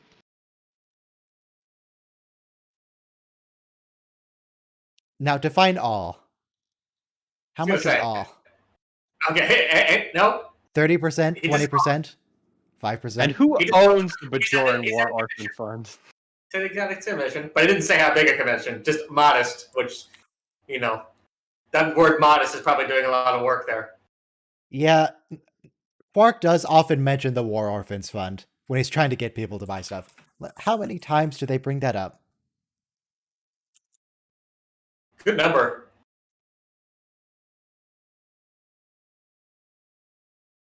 Only 7 times. Oh. 4 of which are in the same episode, and I think in the same conversation.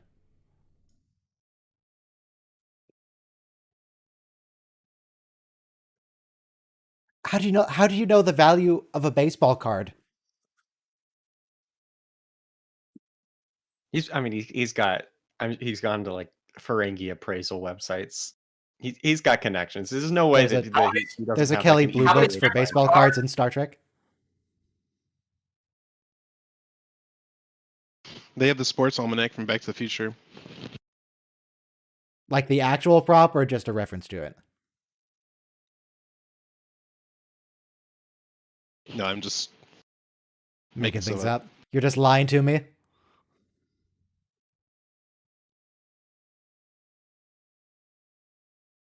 Well, that's good for Nog at least, because he wasn't coerced into giving away his life savings.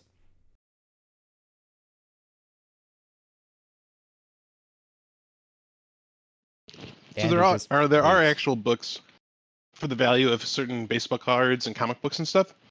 Well, there was a woman who in the 90s was publishing a book about the value of He's got paintings too. Beanie Babies. It all fits. And Oh, it turns boy. out she was just making up prices. She was just making up the prices, and it's hilarious. The story about this woman who just like created this Beanie Baby trading craze, just making stuff up. Wow. But yeah, that guy was also selling paintings, and we know that the guy who botnapped Data also had paintings in his ship. Now, why is it Napine and not Nabine? Why is it a P, not a B? Like kidnapping. I don't know. But yeah, I don't but know. what? Where's the napping involved? Who's napping in this think- situation? When you hit them in the back of the head with a blackjack, they take a nap. They take a nap. I think this is just a malfunction in the universal translator. How come it's kidnapping, but it's still kidnapping when it's an adult? You're not nabbing any kid.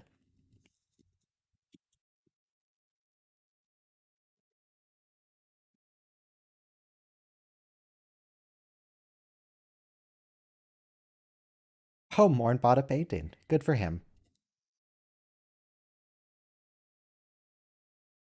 If this guy would just take a bar of latinum for the baseball card, the whole thing would be over.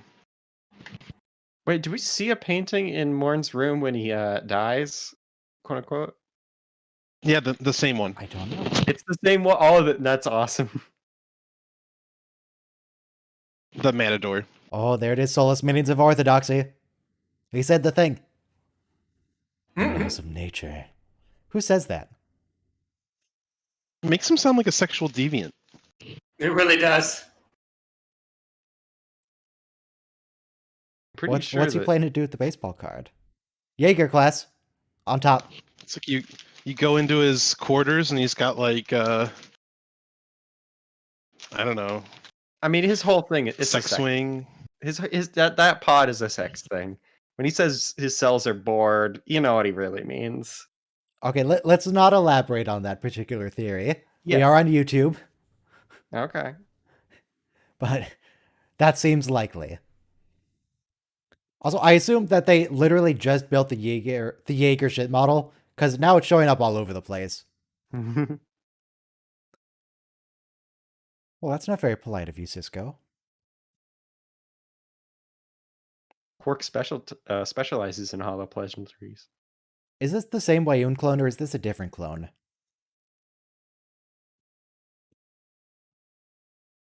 Do we have any proof that it's not always a different one? Well, the first they one don't got establish- vaporized. Oh, Right, sorry. That's always a different one. Yeah, I don't know. Yeah, you know. As far as we know, they only activate one at a time. Well, that's what they say. Maybe he doesn't. Maybe he thinks that. Maybe they're disposable, and they make them for each time they want to have them go on a There's mission. no reason we couldn't just have a dozen Wayuns going around the place. Yeah, and the Wayuns don't know. They think that they're the only one. But they clone them for each specific mission, tailoring them to their needs for that one. Wow. Really? The door was unlocked? You didn't even have to knock? You didn't ring the doorbell? You just walked in to this man's apartment? Can't do that. I think he's How did this man get all this equipment in here? transporters. And his joy pod. Yeah.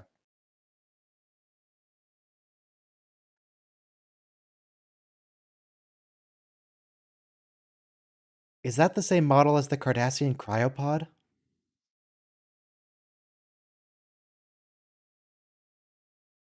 It is not.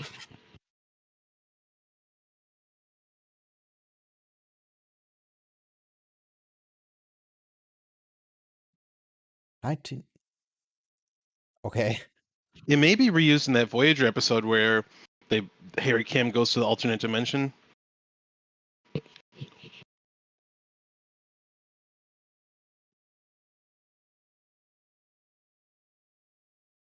That pad looks a little bit bent in the middle.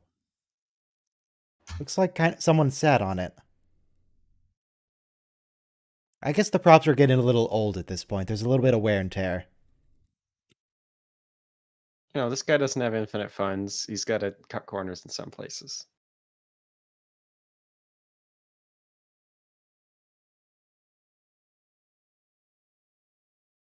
No, that's a good question.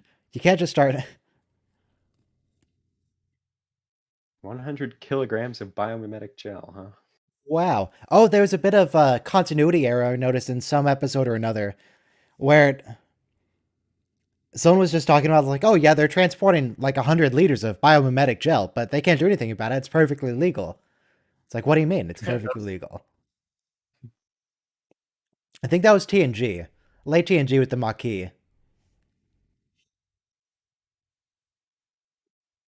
Ew.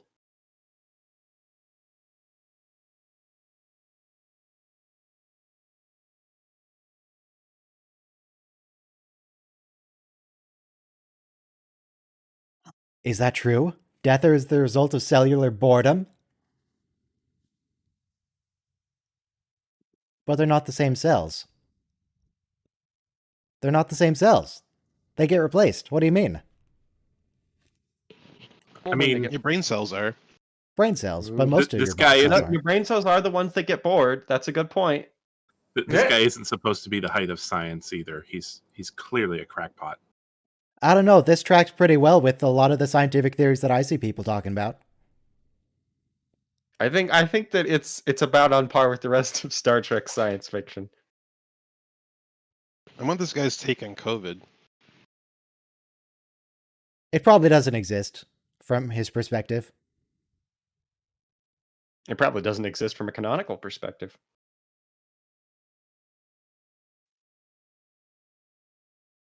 Yeah. Oh, it's a recurring Herring line. call of destiny.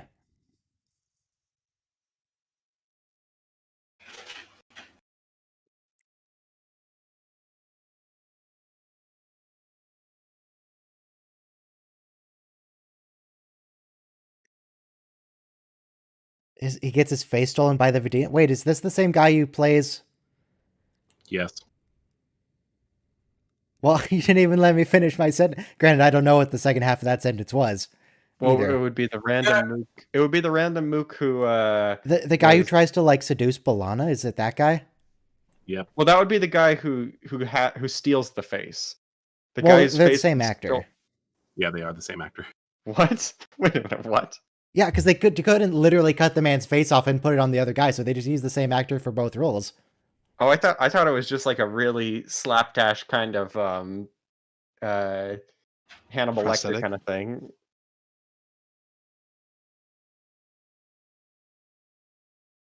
No, they just didn't apply the Vidian makeup to that part of his face. Gotcha.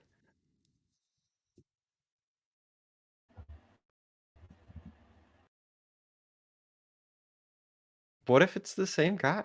Like the same guy.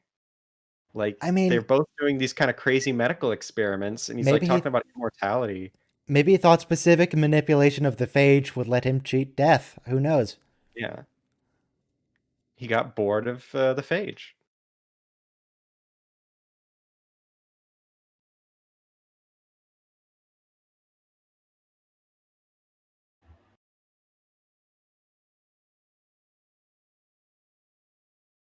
Now, does this guy need any self-sealing stem bolts, perhaps? Or does he just need the whatever in hydrosaline solution? I got confused Metabolites. and thought those were the same. Those are the same episode, and that they were gonna have to like steal Cisco's desk. No. This guy does The not great need Cisco's material desk for his medical continuum. experiments. Do you know how many germs are transmitted by you talking to someone like that in close proximity? Yeah, this guy should be wearing a mask. He should have a personal force field around him. Put on a hazmat suit, you'll be safe. with his own Yeah. air supply. He actually might have a personal force field with his own air supply, and he's just being an asshole. Wait, are those mines? I think that's the same model they use for the mines later on. Well, they're probably not self-replicating yet. No, they don't have tribbles inside them. Mm. About a meter across, that tracks.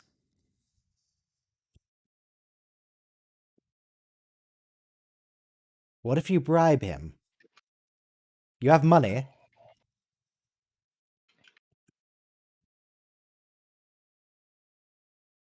Is a man not entitled to the sweat of his brow? No. And, Ferengi do have very large brows. They do. They're 50% brow. Mm.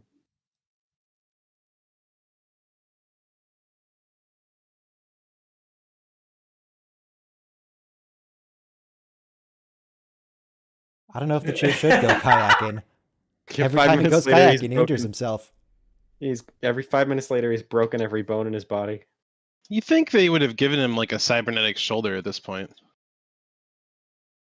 Well, then he would stop suffering, but he's Chief O'Brien, so. Now I'm imagining Cyborg O'Brien, where he's just invulnerable. Cybrian? Cybrian. He could get so much more work done.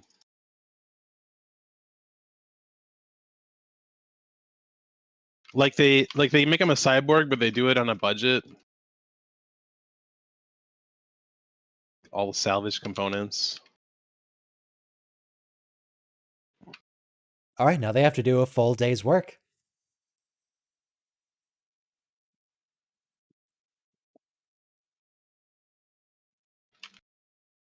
Careful of those barrels.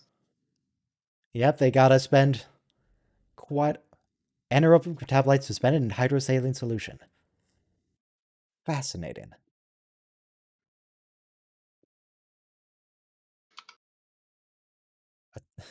That seems like a terrible surprise. Okay, happy birthday. What'd you get me? I got you 5 liters of anaerobic metabolites suspended in a hydrosaline solution. Wow. Nope.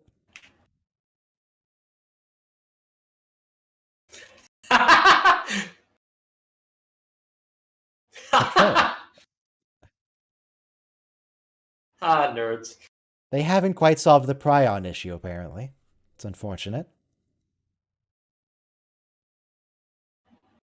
Kukulaka.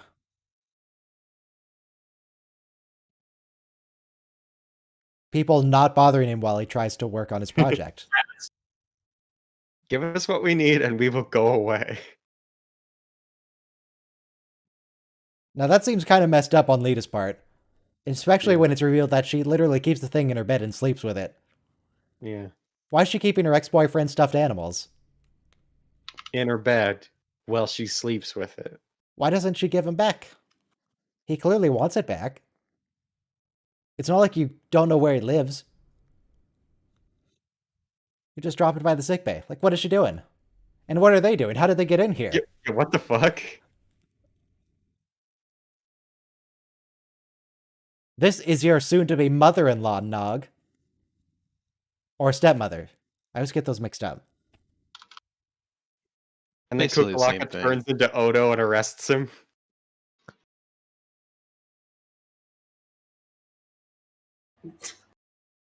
Well, this is uncomfortable. That's Yeah. very weird. Stepmom, what are you doing? No.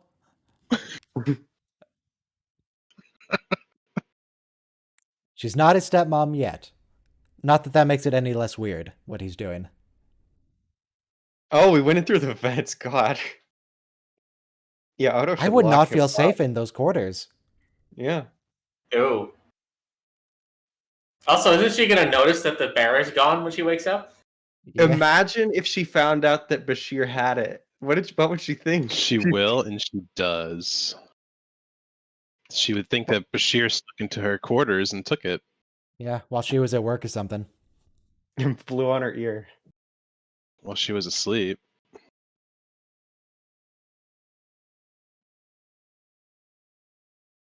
Wow, it's been 6 months since last week. It's quite a time skip. No, not last week. This was Oh. Rapture.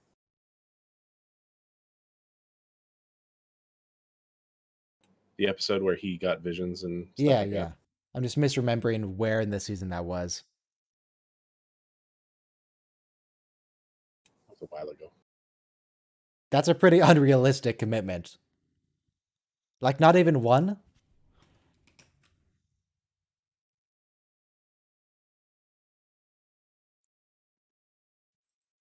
Or Berengaria. Who the heck is Berengarians? Who are they? Star Trek Berengaria should be the next show.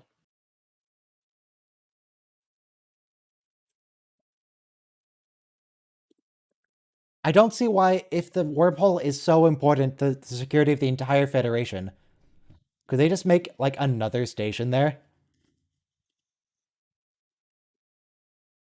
What if we just had 2 stations? What if we kept... I'm saying Deep Space 10.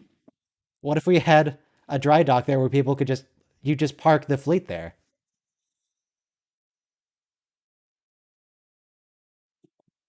They really should So I put some just more looked up- effort into defending the wormhole. I just looked up Berengaria. It's a planet inhabited by no intelligent species, but literally Earth's dragons.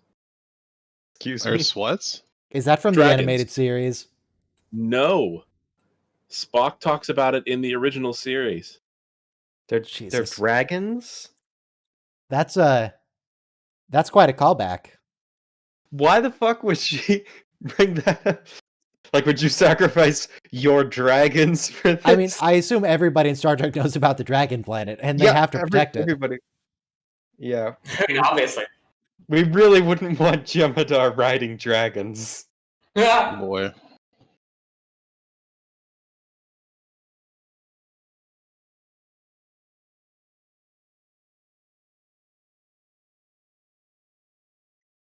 Apparently, in Enterprise, it was supposed to be scouted as a possible starbase site. It appears on a chart.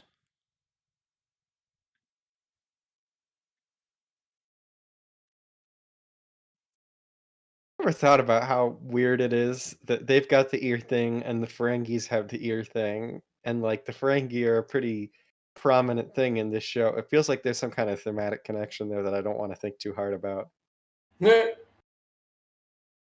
Let's see. Okay. In Star Trek, the original series, Spock says, looking at some clouds, that one looks like a dragon. You see the tail and the dorsal spines. I've never seen a dragon. I have on Berengaria 7. What do you mean you've seen a dragon on Berengaria 7?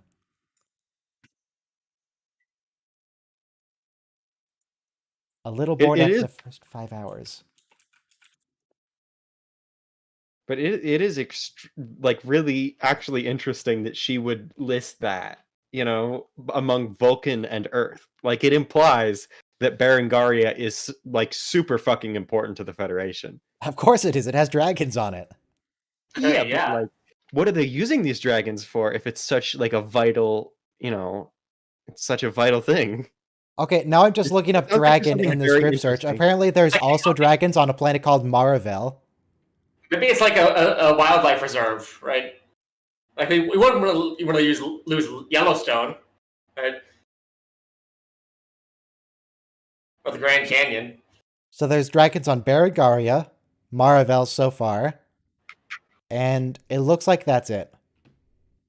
That's been mentioned.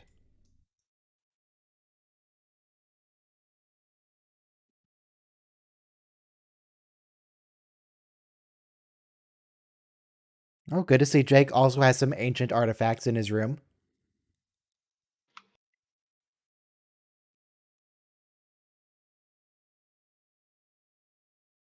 Was our guy Bacchetti? He just proved that Federation officers are all hungry for trinkets and Yeah, relics. Clichetti. Perpetuates the stereotype. 82 decibels. That's Let me look loud. up decibel scale. It's not like What? concert loud, but it's loud. 85 decibels is really loud. So 80 That's- decibels is a standard car interior, and 90 decibels is like a bus or truck interior.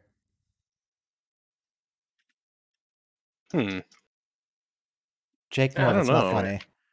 The subject of water reclamation has always been treated as such a dry subject. No. Did he say subject twice? Maybe. Yes, I he don't know. did. What kind of writer is he? Jeez. A trash I mean, writer. that- He's a that writer just- that doesn't have to worry about getting paid for his work.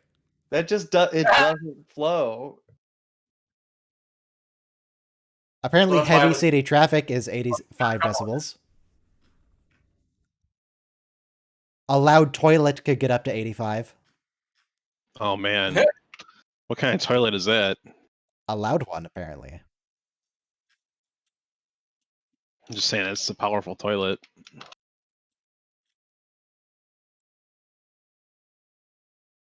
A noisy restaurant could be 90.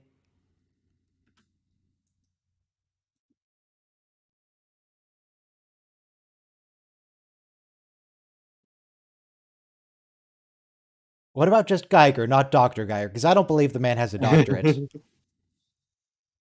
Yeah.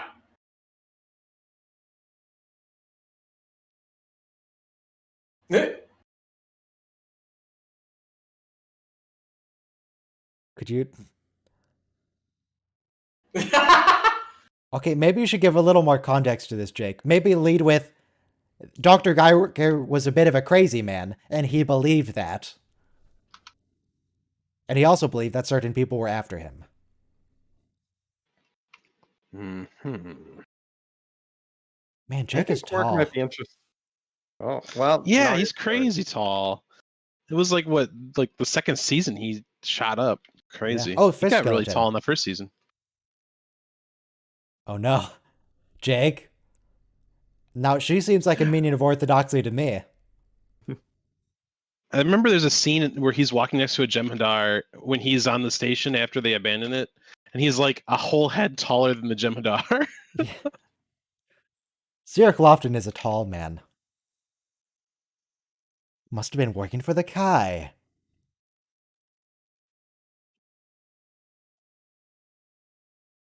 Wait, do you know that, Jake? Have you ever even talked to her before? What do you mean? Do you think his dad just talks shop Word with gets him and around. like tells him all about the political All situation about how on Bajor and, like, The secret stuff? spiritual leader of Voyager is actually evil? I mean, it might come up. I think everybody knows that Kaiwin is evil, and they just kind of pretend. Lions, Geigers, Bears. Oh my. Jake, finish it off for me. Thank you, Jake. Uh, It was a bit of a forced joke, but okay. Oh, she's making a deal with Wayun, with the Dominion. I kind of like how the Jem'Hadar don't even holster their rifles; they just hold them constantly. They have a pistol and they have a rifle. They just hold it. they probably got their Always finger have on to the be trigger all ready. the time too.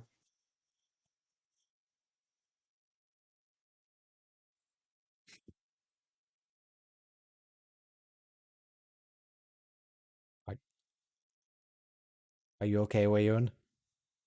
Is he hitting on her? No, that's just Wayun. That's a good point. Wayne just kind of always sounds like he's hitting on you.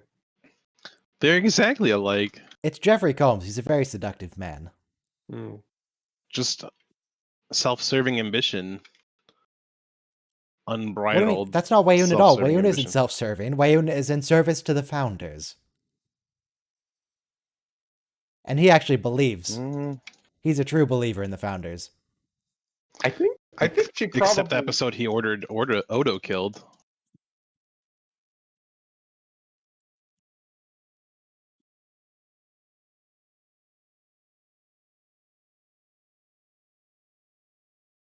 Drunk. No, there is good to lie about it. This man actually has a career to consider, Jake.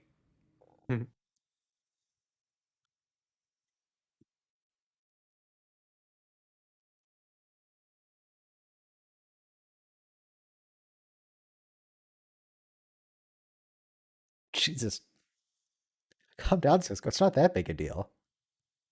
Also, Jake is not a member of Starfleet. I think so he's that's more kind of- pissed off about them getting drunk than anything else. What's drinking age in Bajoran space? I feel like ordering your son, who is not a member of Starfleet, using, Starfleet language is kind of weird, right? It's still his Like saying- station, though. Yeah, Yeah. but I don't know. That's a weird thing to add into your familial relationship there. Also, there was an episode, I think it was the episode where Cisco gets promoted to captain, where Jake takes a drink of like champagne or something, and Yeah. Ben pulls it's it not away like from Just him. a sip. Oh yeah. I think was getting a few drunk and seasons making ago, an though. ass of yourself is a different gonna matter say. than having a drink. Right.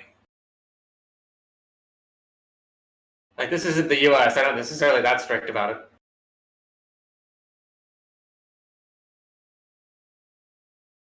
It's not the USS Enterprise either. Yes.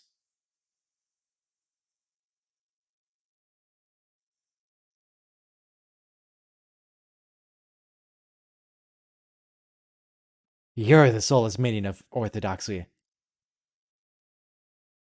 I mean, they are clones. Do clones have souls? I guess that's sort of a Star Wars question. I mean, the Wind didn't seem to think so. In Star Like- Wars, do clones go to heaven? Space heaven? I don't think his paw is very strong because No. she grabbed it there and was not impressed. I'm still not convinced they can actually sense anything from the ears. Yeah. I think that's just sort of, they just judge them and then grab their ears and feel like they feel Yeah. justified in whatever their thoughts are. I guess She's just checking probably how accurate. she's checking how greasy it is to see what your hygiene situation's like. Did you wash your ears, young man? That's kind of fitting.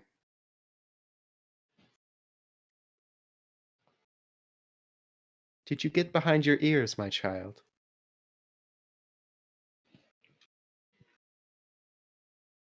The Dominion. Oh, it's Dr. Elias Geiger.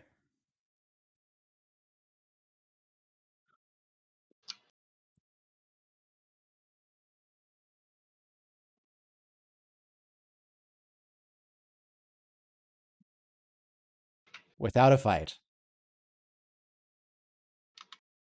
Well, that might count as a fight. He held on to it for a good 2 or 3 seconds.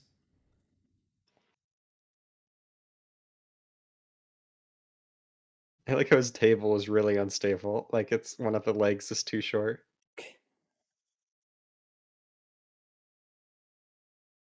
I'm surprised the Nice. ship even has chairs. Usually Dremhead ships don't have them. I guess this is sort of a flagship What's the type Forge's thing. room? Yeah.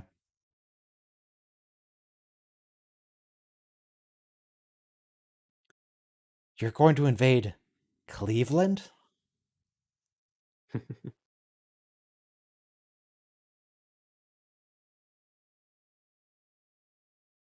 Jake, you should probably take this seriously.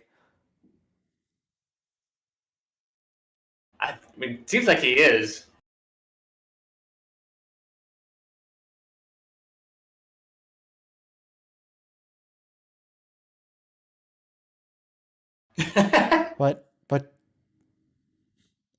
But Jake, if but then why would people not remember him, Jake? Come on. This Star Trek time travel. That's not a question that's worth ever asking. I hate temporal mechanics. Mhm. Especially time travel in Deep Space Nine. I like how they almost Or what he may have done already. Of course, what Jake. The Bell riots and then the Roswell incident. Deep Space Tracking Nine down really Willie plays Mays. fast and loose with time and stopping travel. him.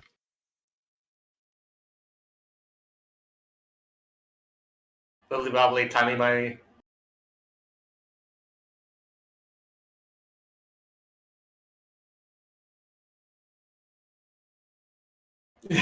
Well, William does know about Cisco's love of baseball.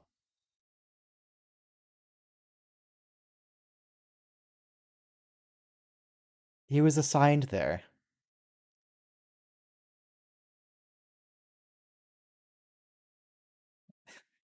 Creative genetics?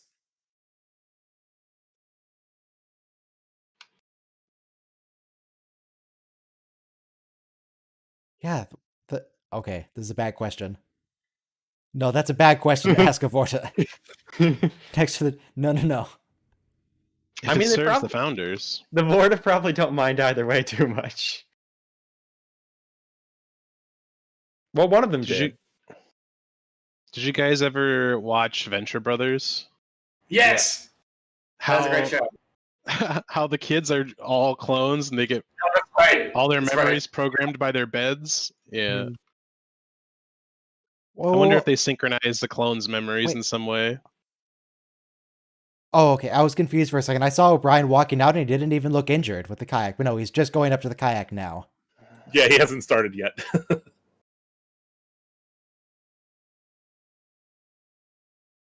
Weird backwards clapping.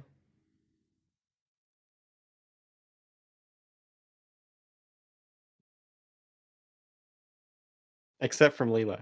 Lena? What is her fucking name? Lita. Lita. Which, incidentally, is also the name of the Bajoran currency, which is why Rom loves her.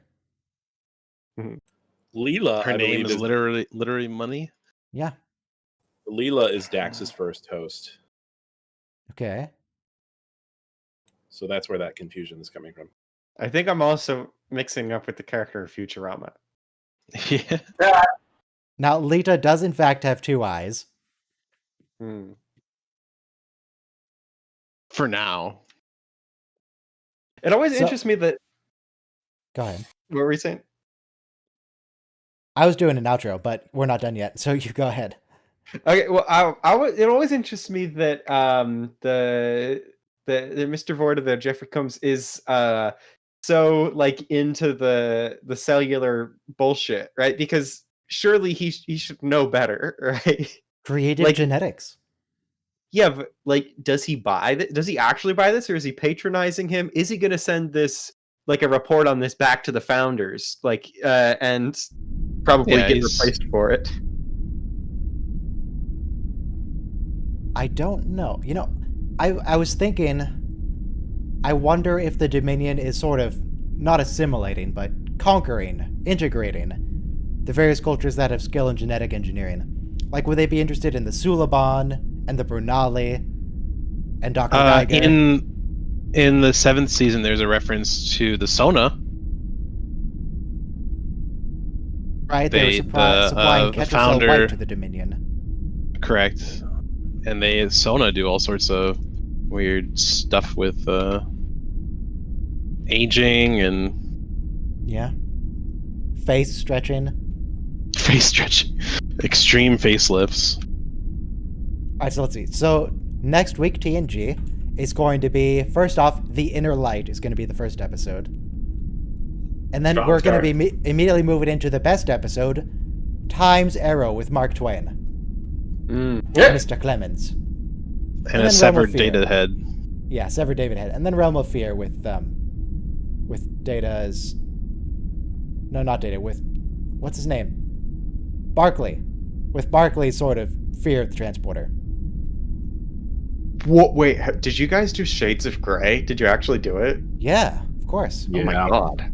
Oh my god. So what we did for Shades of Grey is because it was so awful, I just, like, played Minecraft on stream during it, and then we occasionally talked about the episode. Occasionally. I just And like the... Next week, DS9 is going to be A Call to Arms, where they lose the station. Good job. Oh no, A Time to Stand. Wait, when... Is it the finale or the premiere where they lose the station? It's the finale, right? Yeah. A Feast for Crows. A feast for crows. Yeah, they're going to lose the station, then they're going to go blow up some Dominion Ketracel White stuff, and then we're going to get Rocks and Shoals, which is my personal favorite episode. With the Gem Hadar strip on the planet. And Ramataclan. That's pretty good. On Wednesday, we're going to be doing Star Trek Judgment Rights. The adventure game. Should be good. And we're done here. I'm out. Later. The higher, the fewer.